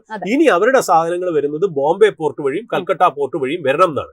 അപ്പൊ ഇത് വരുമ്പോൾ സാധനങ്ങളുടെ വില ഇച്ചിരി കൂടാറുണ്ട്. അപ്പൊ ടെമ്പററി ആയിട്ട് നമ്മുടെ ഇവിടുത്തെ ബ്രാൻഡ് റീറ്റെയിൽ ഗാർമെന്റ് റീറ്റെയിലേഴ്സിന് ചെറിയ ഒരു പ്രൈസിങ് പ്രഷർ വന്നേക്കാം. കാര്യം അവിടെ നിന്നുള്ള ഇമ്പോർട്ടുകൾ ഇത്തിരി വില കൂടുന്നത് കാരണം. ബട്ട് ഒരു ലോങ്ങർ ടേമിൽ ഇന്ത്യൻ കമ്പനികൾക്ക് ഈ പറയുന്ന പോലെ ഒരു ബ്യൂട്ടിഫുൾ ഓപ്പർച്യൂണിറ്റി, അതായത് 1 lakh crore ഓപ്പർച്യൂണിറ്റിയാണ് ഇവിടുത്തെ ഗാർമെന്റ് കമ്പനിക്ക് വരുന്നത്. അത് മാത്രമല്ല നമുക്ക് ബംഗ്ലാദേശ് വെച്ച് നോക്കുമ്പോഴും ചൈന വെച്ച് നോക്കുമ്പോഴും വിയറ്റ്നാം വെച്ച് നോക്കുമ്പോഴും US ആയിട്ട് നമുക്ക് ഈ ടാരിഫിൽ ഒരു അഡ്വാൻറ്റേജ് കിട്ടിയിട്ടുണ്ട്. അത് ക്യാപിറ്റലൈസ് ചെയ്യാൻ നമ്മുടെ മിനിസ്ട്രിക്ക് ഗവൺമെന്റിന് പറ്റുകയാണെന്നുണ്ടെങ്കിൽ Indian textiles are in for a big rerating. അതിൽ എടുത്തു പറയേണ്ട സ്റ്റോക്കുകൾ നമ്മൾ പറഞ്ഞിട്ടുണ്ട്. ഗോകുൽദാസ് എക്സ്പോർട്സ് ഇപ്പൊ പറഞ്ഞു, അരവിന്ദ് ഫാഷൻസ് പറഞ്ഞു, കിറ്റെക്സ് പറഞ്ഞു, KPR മിൽസ് പറഞ്ഞു, വർദ്ധമാൻ ടെക്സ്റ്റൈൽസ് പറഞ്ഞു.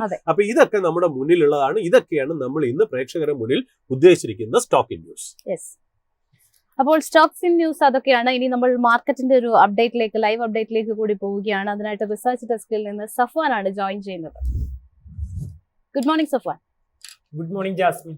ഏതായാലും ഈ ഒരു ആഴ്ചയിലെ ആദ്യത്തെ ട്രേഡിംഗ് ഡേ ആണ്. എന്തൊക്കെയാണ് പ്രധാനപ്പെട്ട ലെവൽസ് സഫ്വാന്റെ ഒരു വീക്ഷണത്തിലുള്ളത്? അതോടൊപ്പം തന്നെ മാർക്കറ്റ് 25,000 എന്നുള്ള ഒരു റേഞ്ചിലാണ് ഇപ്പോൾ നിലനിൽക്കുന്നത്.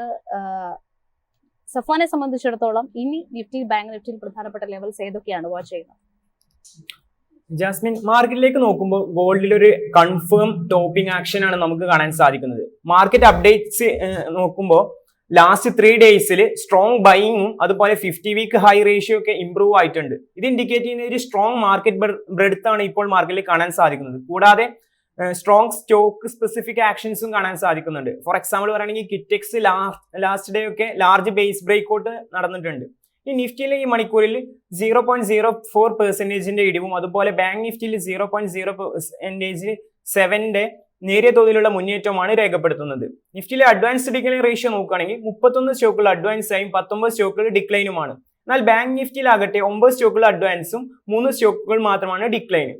നിഫ്റ്റിയിൽ ശ്രദ്ധിക്കേണ്ട ടെക്നിക്കൽ ലെവൽ നോക്കുകയാണെങ്കിൽ സ്ട്രോങ് സപ്പോർട്ടായി 23,800 എന്ന ലെവൽ ആക്ട് ചെയ്യുന്നുണ്ട്.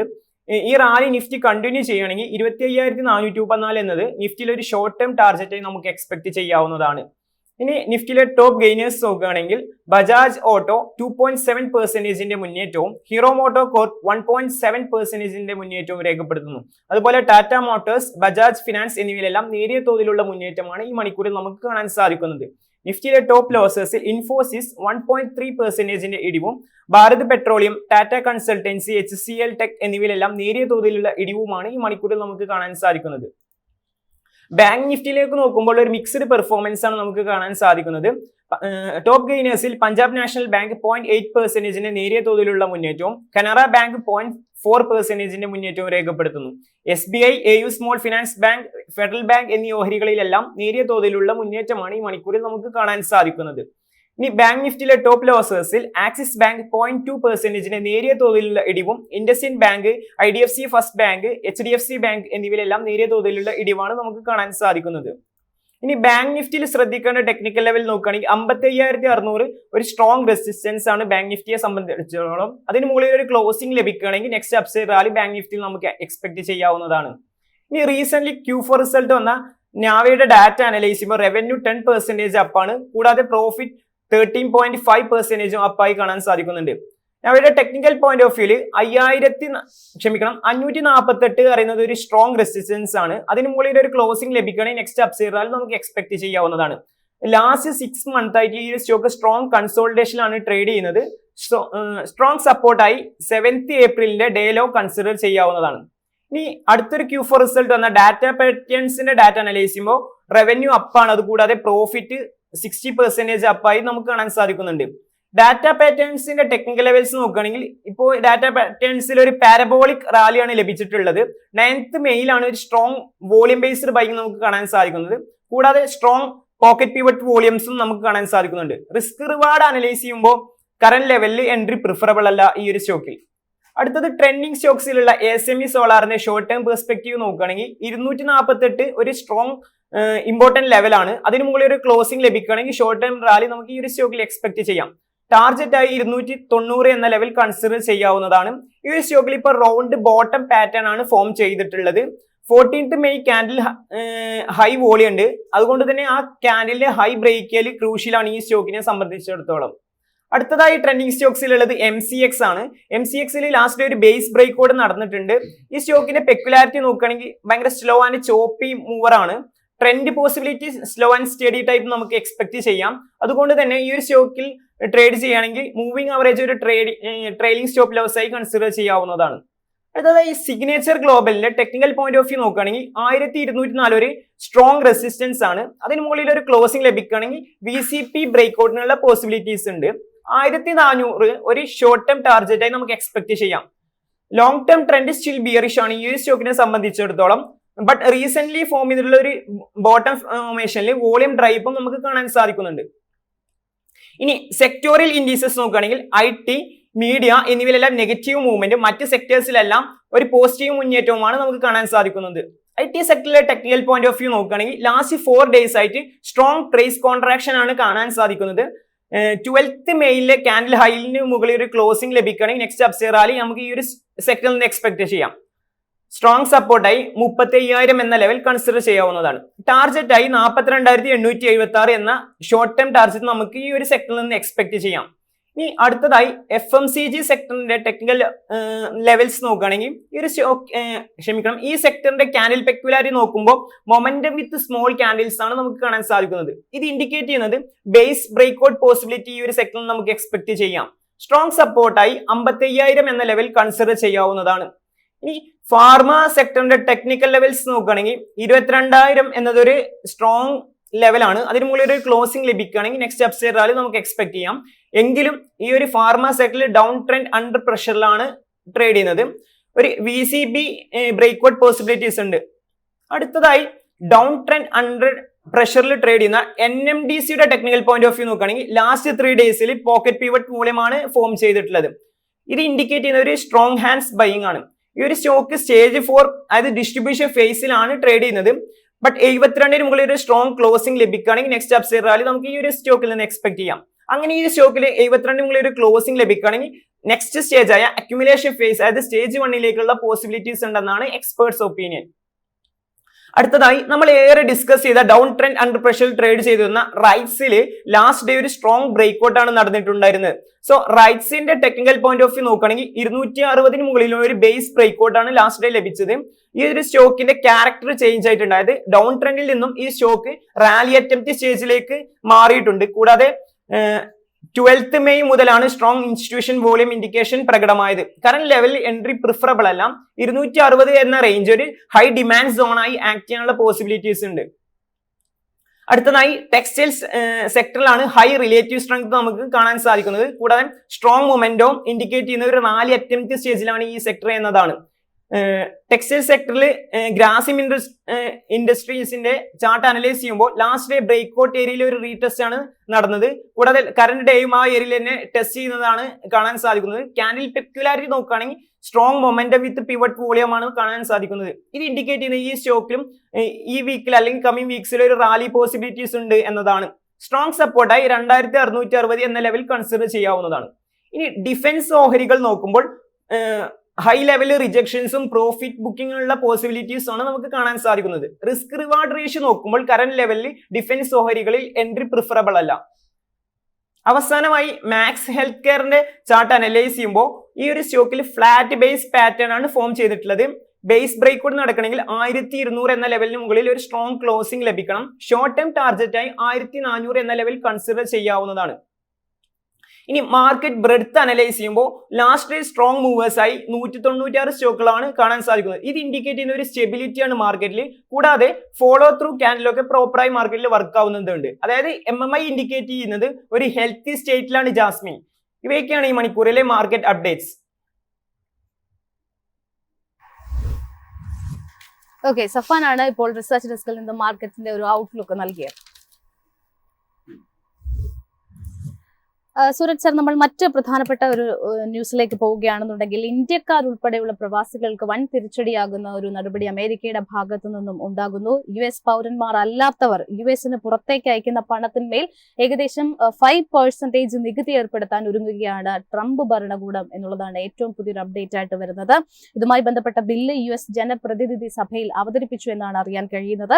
സൂരജ് സർ, നമ്മൾ ഫിഗേഴ്സിലേക്ക് നോക്കുകയാണെന്നുണ്ടെങ്കിൽ ഏറ്റവും കൂടുതലുള്ള US ഏറ്റവും കൂടുതലുള്ള 3 പ്രവാസി കമ്മ്യൂണിറ്റീസിൽ ഒന്ന് ഇന്ത്യക്കാരാണ്. തീർച്ചയായിട്ടും അതിൽ ഏകദേശം 23 ലക്ഷം ഇന്ത്യക്കാരാണ് US ജോലി ചെയ്യുന്നത് പല ഇനത്തിലുള്ള വിസയുടെ കീഴിൽ.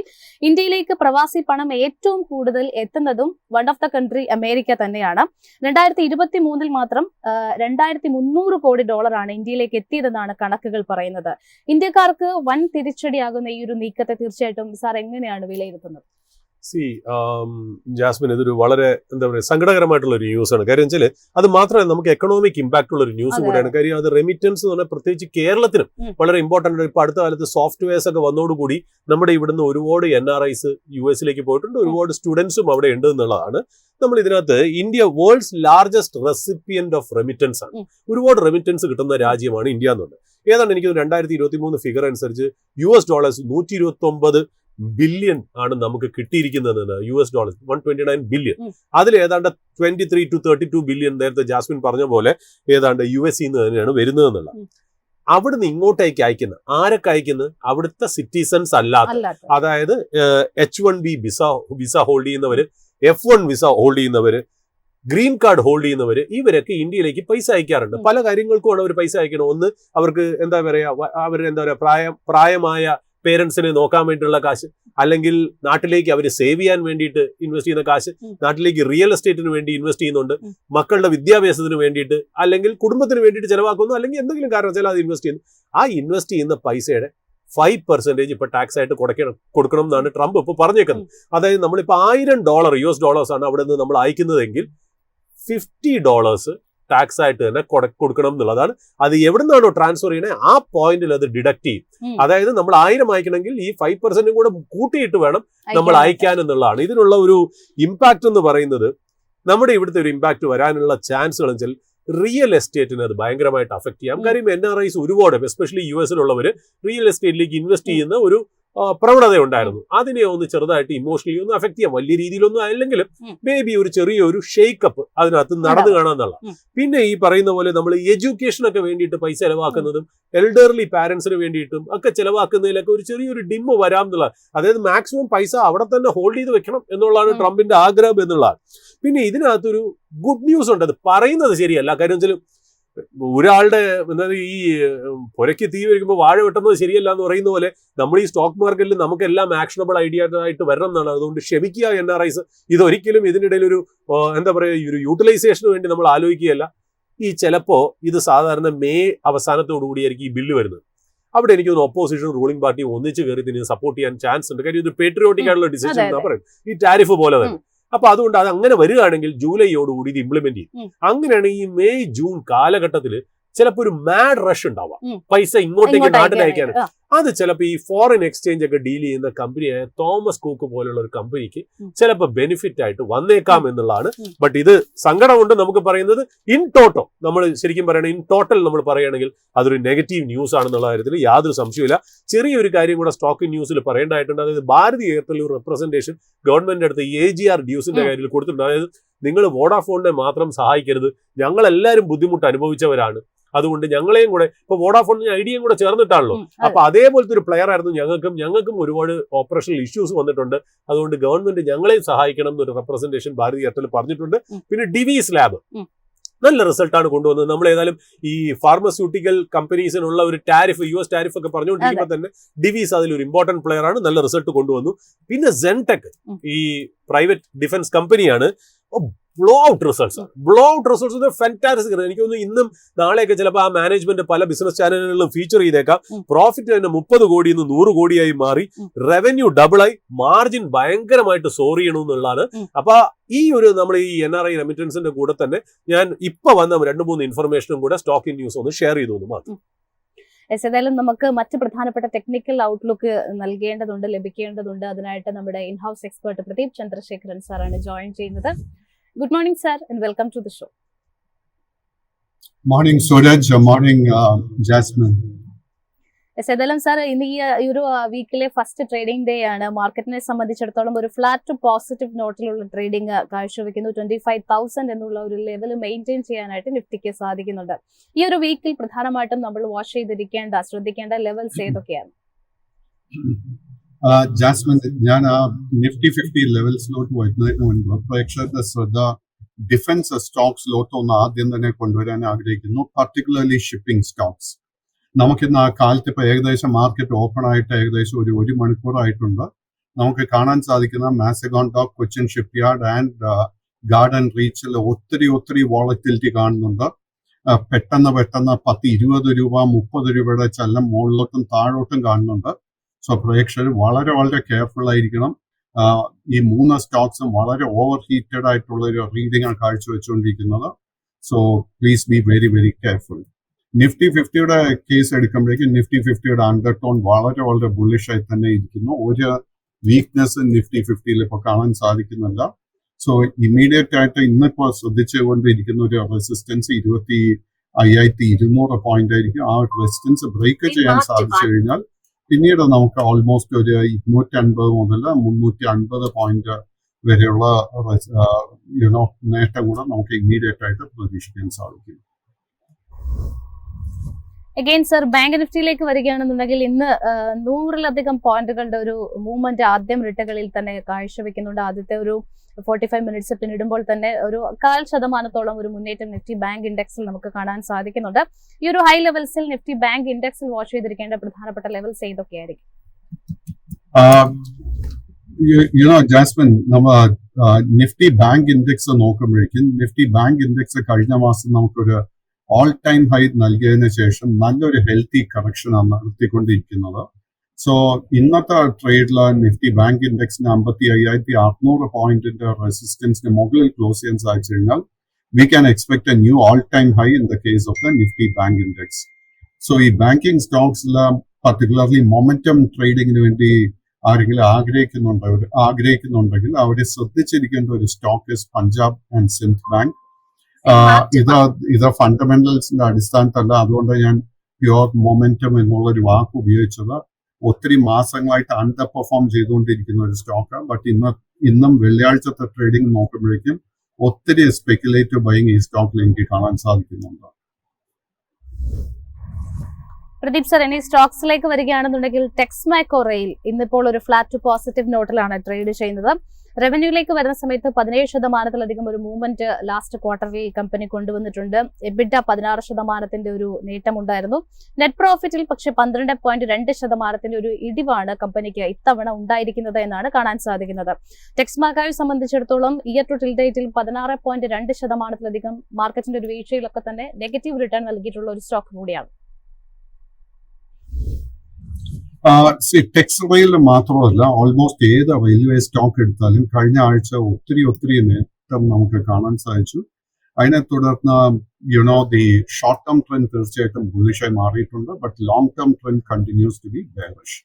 സോ കൈവശം ഓൾറെഡി ലോങ് പൊസിഷൻ ഉണ്ടെങ്കിൽ നമ്മൾ 180, 185 ആ ഒരു റെസിസ്റ്റൻസ് ആയിരിക്കാം ശ്രദ്ധിച്ചിരിക്കേണ്ടത്.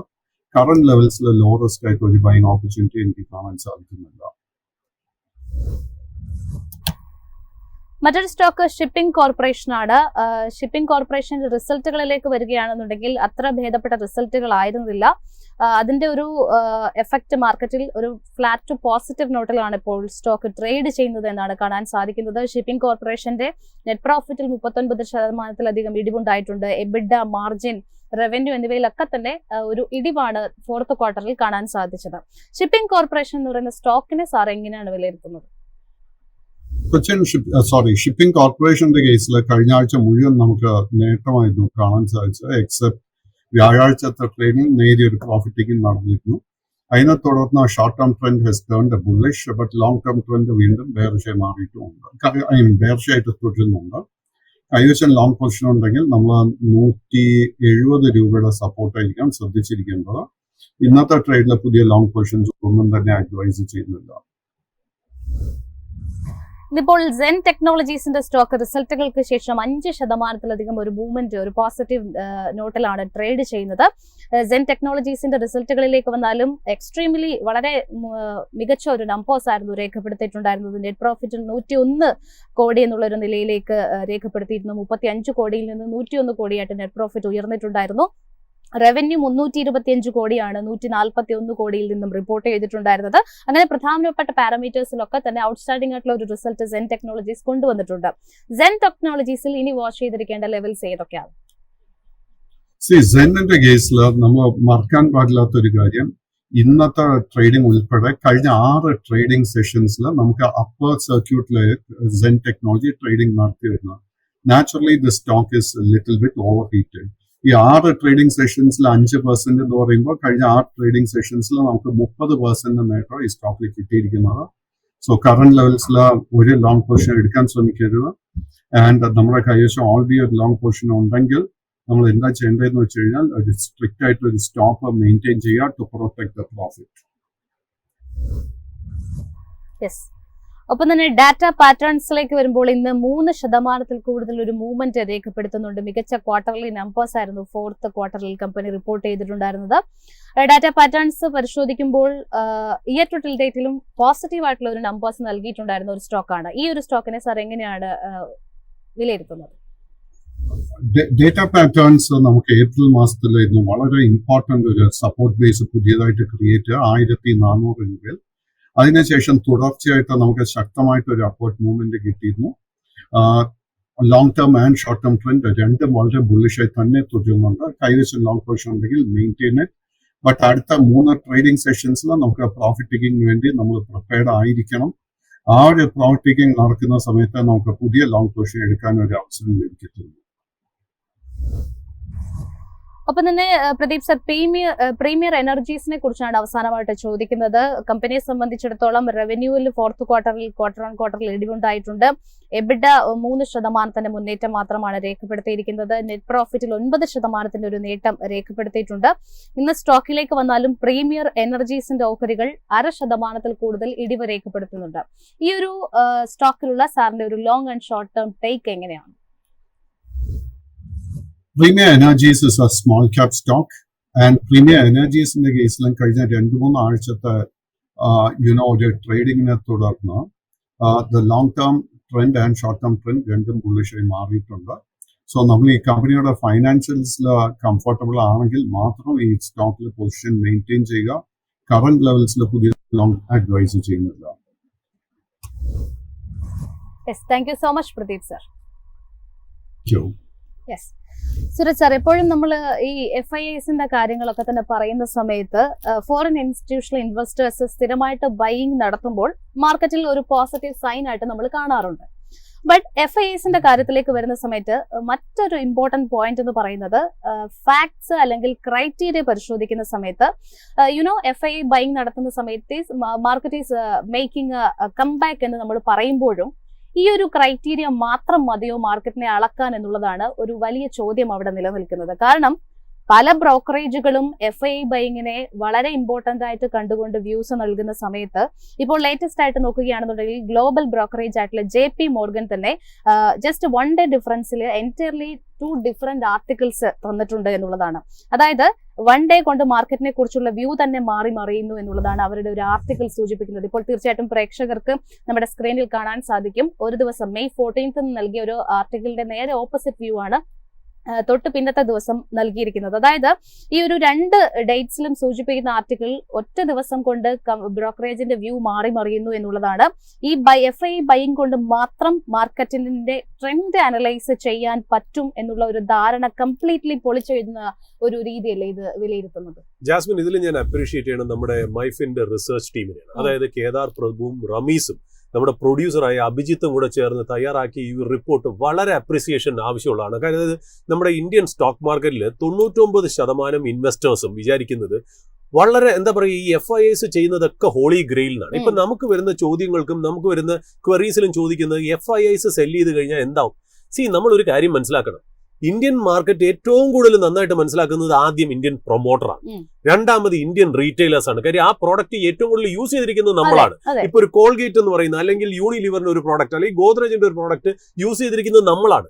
നമുക്കറിയാം ഈ മാസം സെയിൽസ് ഉണ്ടോ ഗ്രോത്ത് ഉണ്ടോ എന്നുള്ളത്. നമ്മുടെ അത്രയും വിവരമൊന്നും ഈ FIIsന് ഇല്ല എന്നുള്ളത് വാസ്തവം തന്നെയാണ്. ഈ FIIs ചെയ്യുന്ന എല്ലാ കാര്യങ്ങളും നിങ്ങൾ ഒരു ഹോളി ഗ്രെയിലായിട്ട് എടുക്കരുത്. അതിന്റെ ഏറ്റവും വലിയ പ്രത്യേകത എന്താ പറയുക, ഓരോരുത്തർ ചോദിക്കുന്നത് FIIs സെല് ചെയ്താൽ എന്താവും? FIIs സെല് ചെയ്താൽ വേറെ ആരെങ്കിലും മേടിക്കും. ഒരു ട്രേഡ് നടക്കണമെങ്കിൽ ഒരാൾ സെല് ചെയ്താൽ വേറെ ആരും മറ്റൊരാൾ മേടിക്കണം. ഇത് രണ്ടും കൂടെ നെഗോഷിയേറ്റ് ചെയ്താൽ മാത്രമേ ഒരു ട്രാൻസാക്ഷൻ നടക്കുള്ളൂ. നമ്മൾ ഈ സെല് ചെയ്യുന്നത് മാത്രം കണ്ട് പേടിക്കരുത്, ആരാണ് മേടിക്കുന്നത് എന്നാണ്. ഇപ്പൊ നമ്മുടെ പാനിക് ആയിട്ട് മാർക്കറ്റ് താഴേക്ക് വരുമ്പോൾ നമ്മൾ പറയുന്നത് അയ്യോ ആരൊക്കെയോ സെല് ചെയ്യുന്നു. ശരിയാണ്, ആരൊക്കെയോ സെല് ചെയ്യുന്നു. ആരൊക്കെയാണ് സെല് ചെയ്യുന്നത്? ഇംപേഷ്യന്റ് ആയിട്ടുള്ള ഇൻവെസ്റ്റേഴ്സ്. ബട്ട് ആരൊക്കെയോ ബൈ ചെയ്യുന്നുണ്ട്. ആരാണത്? സ്മാർട്ട് ആയിട്ടുള്ളതും പേഷ്യന്റ് ആയിട്ടുള്ളതും കോമൺ സെൻസ് ഉള്ള ഇൻവെസ്റ്റർ ആണ് ബൈ ചെയ്യണമെന്നുള്ളത്. അപ്പോൾ ഒരു എന്താ പറയുക, എപ്പോഴും സ്റ്റോക്ക് മാർക്കറ്റ് താഴേക്ക് വീഴുമ്പോൾ ഒരു സെല്ലറിന് എപ്പോഴും ഒരു ബയർ ഉണ്ടാവും എന്നുള്ളത് നിങ്ങൾ മറക്കരുത് എന്നുള്ളതാണ്. അവിടെയൊക്കെയാണ് ഈ പറയുന്ന പോലെ നമ്മുടെ ഒരു ഇൻവെസ്റ്റർ എന്നുള്ള രീതിയിൽ സ്മാർട്ട്നെസ് വരേണ്ടത്. ഇപ്പൊ നമ്മൾ നമ്മുടെ പ്രേക്ഷകരെ മുന്നിൽ അവതരിപ്പിച്ചു. May 14 JP Morgan പറഞ്ഞത് എന്താ? Stock market has escaped a black hole and has upside from here. അതായത് വളരെ ബുള്ളിഷ് ആയിട്ടുള്ള സ്റ്റാൻഡാണ് May 14 എടുത്ത്. May 15 ആയപ്പോ നേരെ ഉൾട്ടയായി എന്നുള്ള എന്താ പറഞ്ഞത്? Why the market comeback may have run out of steam. അതേ JP Morganൽ ഒരു അനലിസ്റ്റ് പറഞ്ഞാണ്. അതായത് 2 കോൺഫ്ലിക്റ്റിംഗ് റിപ്പോർട്ട്സ്. അതായത് എന്റെ 30 കൊല്ലത്തെ, അതായത് 25 തൊട്ട് 30 കൊല്ലമായി ഞാൻ മാർക്കറ്റിൽ ഇൻവോൾവ് ആയിട്ട് തുടങ്ങി. ഫണ്ട് മാനേജ്മെന്റ് ആണ് ഏറ്റവും കൂടുതൽ ചെയ്തത്. അതിലുപരി ഞാനൊരു ഇൻവെസ്റ്ററും കൂടെയാണ്.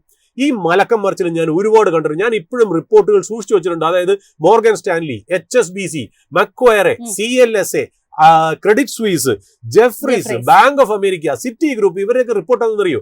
റീറ്റെയിൽ ഇൻവെസ്റ്റേഴ്സിന് ഒരു സ്റ്റോക്കിനെ കുറിച്ച് ബൈ കൊടുക്കുമ്പോൾ തന്നെ അവരുടെ ഇൻസ്റ്റിറ്റ്യൂഷണൽ ഇൻവെസ്റ്റേഴ്സിന് അവർ സെല്ലാണ് കൊടുക്കുന്നത്. ഇങ്ങനെയൊക്കെ ചെയ്യുന്ന പരിപാടികളൊക്കെ ഇവർക്കുണ്ട് എന്നുള്ളതാണ്.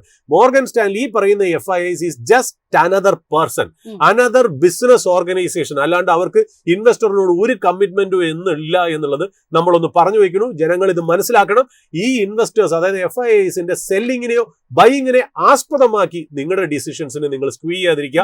നിങ്ങളുടേതായ കോമൺ സെൻസിൽ നല്ല ഫണ്ടമെന്റലി സ്ട്രോങ് ആയിട്ടുള്ള കമ്പനികൾ തിരഞ്ഞെടുത്ത് അതിനൊരു ടെക്നിക്കൽ ബ്രേക്ക് ഔട്ട് വരുമ്പോഴത്തേക്കും മാർക്കറ്റ് ഇന്റലിജൻസ് ഉപയോഗിച്ച് നിങ്ങൾക്ക് ഇൻവെസ്റ്റ് ചെയ്യുകയാണെങ്കിൽ തീർച്ചയായിട്ടും വലിയൊരു വെൽത്ത് ക്രിയേഷൻ ഓപ്പർച്യൂണിറ്റിയാണ്. അതിന് FIIയുടെ ആവശ്യമില്ല എന്നുള്ളത് നമ്മൾ പറഞ്ഞു വെക്കും. അതെ, തീർച്ചയായിട്ടും നമ്മൾ പലപ്പോഴും പറയാറുള്ള ഒരു കാര്യങ്ങളാണ്, മാർക്കറ്റിന് വലിയ കറക്ഷൻ സംഭവിച്ച സമയത്ത് FII മേടിക്കുന്നുണ്ട്, FII ബൈ ചെയ്യുന്നുണ്ട്, അതൊരു പോസിറ്റീവ് സൈൻ അല്ലേ എന്നുള്ള രീതിയിലേക്ക് പലരും ചിന്തിക്കാറുണ്ട്. പക്ഷെ അങ്ങനെയല്ല.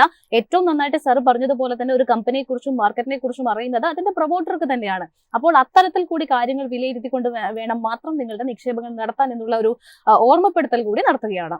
ഏതായാലും നമ്മുടെ ഈ ഷോ വൈൻഡ് അപ്പ് ചെയ്യാനുള്ള ഒരു സമയമായിട്ടുണ്ട്. സർ, അതിനു മുൻപ് ഇന്ന് സ്പോട്ട്ലൈറ്റിലേക്ക് പ്രേക്ഷകരുടെ മുന്നിലേക്ക് നമ്മൾ കൊണ്ടുവരുന്ന സ്റ്റോക്ക് ഏതാണ്? ജാസ്മിൻ, ഇന്നുള്ള സ്റ്റോക്ക് ശരിക്കും പറഞ്ഞാൽ ഡൽഹി വറി എന്ന് പറഞ്ഞ Logix and supply chain management കമ്പനിയാണ്.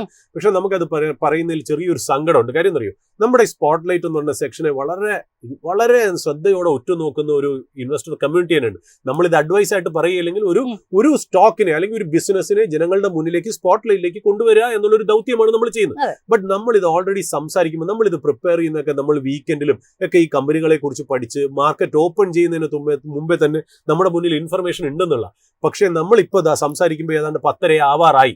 ആ സ്റ്റോക്ക് ഓൾറെഡി 11% അപ്പാണ്, 12% അപ്പാണെന്നുള്ളത് സങ്കടപ്പെട്ട ഒരു കാര്യം. അത് നമ്മളൊരു ഡിസ്ക്ലോഷർ ആൻഡ് ഡിസ്ക്ലൈമർ എന്നുള്ള രീതിയിൽ ഒന്ന് പ്രേക്ഷകരുടെ മുന്നിലേക്ക് വരുന്നു.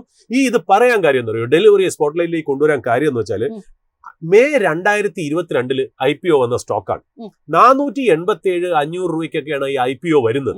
എന്നിട്ട് അത് ഏതാണ്ട് 699 700-ന് തൊട്ടരികെ വരെ ഇത് കയറിപ്പോയൊരു സ്റ്റോക്കാണ്. ഇപ്പം 321 ആയിരുന്നു ഈ കഴിഞ്ഞ വീക്കെൻഡ് അവസാനിക്കുന്ന സമയത്ത്. ഫ്രൈഡേ ക്ലോസിംഗിന് 321 റുപ്പീസാണ്. നമ്മൾ സാധാരണ മേടിച്ച് കാശുണ്ടാക്കിയ സ്റ്റോക്കുകളാണല്ലോ നമ്മൾ സാധാരണ ഈ സ്പോട്ട്ലൈറ്റിൽ പറയുന്ന സ്റ്റോക്കുകൾ. ഇത് നമുക്ക് തിരിച്ചൊരെണ്ണമാവാം. അതായത് ഈ IPOന്റെ സമയത്ത് നിങ്ങൾ 500 രൂപയ്ക്ക്, അതായത് 487 രൂപയ്ക്കാണല്ലോ ഇത് IPO വന്നത്. 500 രൂപയ്ക്ക് നിങ്ങൾ 1 ലക്ഷം രൂപ ഇൻവെസ്റ്റ് ചെയ്യുന്നു എന്ന് വിചാരിക്കുക. 1 ലക്ഷം ഞാൻ എന്തുകൊണ്ടാക്കിയെന്നറിയോ, 10,000 പറഞ്ഞുകൊണ്ടിരുന്ന സമയത്ത് നമ്മുടെ ഒരു വളരെ വാല്യൂബിൾ ആയിട്ടുള്ള ഒരു പ്രേക്ഷകൻ പറഞ്ഞ്, സൂരജ് സർ ദൈവത്തെ ഓർത്ത് ഇനി 10,000 യൂസ് ചെയ്യരുത്, 1 ലക്ഷം വെച്ചുള്ള കണക്കുകൾ വേണമെന്നില്ല. അത് ഞങ്ങൾ മനസ്സാ വാച ഞങ്ങൾ അത് അക്സെപ്റ്റ് ചെയ്തിരിക്കുന്നു എന്നുള്ളതാണ്. അതായത് 1 ലക്ഷത്തിനാണ് നമ്മൾ ഈ സ്റ്റോക്ക് ഒരു 500 രൂപയ്ക്ക് മേടിക്കുന്നതെങ്കിൽ ഏതാണ്ട് നമ്മുടെ കയ്യിൽ 200 ഷെയർ ഉണ്ടായിരുന്നത്. അത് കഴിഞ്ഞ വെള്ളിയാഴ്ച ക്ലോസിംഗ് അനുസരിച്ച് നമ്മുടെ 1 ലക്ഷം രൂപ 64,200 രൂപയായിട്ട് കൂപ്പുകുത്തിയനെ എന്നുള്ളതാണ് അതിന്റെ വാസ്തവം. അതായത് 36% അത് താഴേക്ക് പോയനെ എന്നുള്ളതാണ്. ഓക്കെ, അപ്പൊ അത്രയ്ക്ക് ഒരു അണ്ടർ പെർഫോമൻസ് ആയിരുന്ന ഒരു കമ്പനിയാണ് ഡെലിവറി. ഓവർ പ്രോമിസ് ചെയ്തു, ഓവർ വാല്യൂഷൻ ലിസ്റ്റ് ചെയ്തു. ആ ഒരു സ്റ്റോറിയും എന്താ പറയുക, ഒരു നാരേറ്റീവ് ഒക്കെ ക്രിയേറ്റ് ചെയ്ത് ലൈം ലൈറ്റിൽ നിർത്തി. ബട്ട് വേണ്ട രീതിയിൽ പ്രോഫിറ്റ്സ് കമ്പനിക്ക് ഡെലിവർ ചെയ്യാൻ പറ്റില്ല. അതായത് നെഗറ്റീവ് റിസൾട്ട്സ് ആയിരുന്നു കംപ്ലീറ്റ് എന്നുള്ളത്. എത്രയോ കാലങ്ങൾക്ക് ശേഷം 2022 ശേഷം ആദ്യമായാണ് അത് ഒരു പ്രോഫിറ്റ് ജനറേറ്റ് ചെയ്തത് എന്നുള്ളതാണ് അതിനകത്തുള്ള ഇമ്പോർട്ടന്റ് ആയിട്ടുള്ള ഒരു കാര്യം. ഇവരുടെ ഏറ്റവും വലിയ രസം വെച്ചാൽ എനിക്ക് തോന്നുന്നു FY23 2023 ഇവർക്ക് 1000 കോടി ലോസ് ആയിരുന്നു. അവിടുന്ന് 2025 വന്നപ്പോൾ നേരെ തിരിഞ്ഞ് 162 crore പ്രോഫിറ്റ് ആയി എന്നുള്ളതാണ്. അതായത് അവരുടെ എന്താ പറയാ, ഒരു ഓപ്പറേറ്റിംഗ് മാർജിൻ ഉണ്ടല്ലോ, -6% ആയിരുന്നു. അത് +4% ആയി മാറി എന്നുള്ളതാണ്. അപ്പൊ അത് 10% ആയിട്ടുള്ള ഗ്രോത്ത് അവിടുന്ന് വന്നു, -6 എന്നുള്ള. അവരുടെ EPS -13.8 ആയിരുന്നു. അവിടുന്ന് ഇപ്പോ പോസിറ്റീവായി 2.17 അതായത് they have become profitable after several quarters and years എന്നുള്ളത് ഇമ്പോർട്ടന്റ് ആയിട്ടുള്ള കാര്യം. ഇവര് മെയിൻലി ഒരു സപ്ലൈ ചെയിൻ കമ്പനിയാണ്, സപ്ലൈ ചെയിൻ ആൻഡ് ലോജിസ്റ്റിക്സ് കമ്പനിയാണ്. ഒരുപാട് ടെക്നോളജി ഓറിയന്റഡ് കമ്പനിയാണ്. അതായത് ഇവരെ വെയർ ഹൗസിലൊക്കെ പോയി കഴിഞ്ഞാൽ ഓട്ടോമേറ്റഡ് ആണ്, കംപ്ലീറ്റ് മെഷീൻസ് ആണ്, റോബോട്ട്സ് ഒക്കെയാണ് ഇവർക്ക് വർക്ക് ചെയ്യുന്നത് എന്നുള്ളത്. അവർ അടുത്ത കാലത്ത് എന്തുകൊണ്ട് ഇതിനകത്ത് ഒരു ഇമ്പോർട്ടന്റ് ആയിട്ടുള്ള ഒരു കാര്യം വെച്ചാൽ ഇകോം എക്സ്പ്രസ് എന്നൊരു കമ്പനിയാണ്. ഈ ഇകോം എക്സ്പ്രസ് ഇവരെ ഡയറക്റ്റ് കോമ്പറ്റീറ്റർ ആയിരുന്നു. ഈ ഇകോം എക്സ്പ്രസ് ഭയങ്കര ഒരു നല്ല രീതിയിൽ ബിസിനസ് തുടങ്ങി വന്നിരുന്ന ഒരു സ്റ്റാർട്ടപ്പ് ആയിരുന്നു. അവർക്ക് അവരുടെ 52% റവന്യൂ മീഷോ, നമുക്ക് നമ്മുടെ പ്രേക്ഷകർക്കൊക്കെ അറിയാം, ഇപ്പൊ നമ്മളെല്ലാവരും ഡ്രസ്സ് മേടിക്കുന്നത് മീഷോയിൽ നിന്നാണ്. മിന്ത്രയും മീഷോ ആണ് നമ്മുടെയൊക്കെ ഫേവറേറ്റ്. ഈ മീഷോ ഏതാണ്ട് 52% റവന്യൂ ആയിരുന്നു ഈ ഇ-കോം എക്സ്പ്രസിന് കോൺട്രിബ്യൂട്ട് ചെയ്തത്. അതൊക്കെ വെച്ച് ഇത് വലിയൊരു ഹൈ ലെവലിൽ നിന്നാണ്. എനിക്ക് തോന്നുന്നു അവർ IPO ഒക്കെ വരാനായിട്ട് അവർ ഒറ്റുനോക്കിയിരുന്ന ഒരു കമ്പനിയാണ്. ഏതാണ്ട് 7300 കോടി വരെ വാല്യുവേഷൻ പോയ കമ്പനിയാണ് ഇ-കോം എക്സ്പ്രസ്.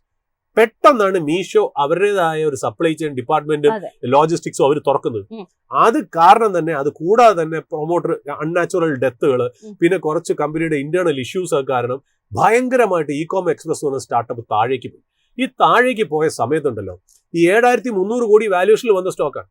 നമ്മുടെ ഡെലിവറി പോയിട്ട് 80% ഡിസ്കൗണ്ടിൽ ഏതാണ്ട് 1400 കോടിക്ക് ഇത് അക്വയർ ചെയ്തു.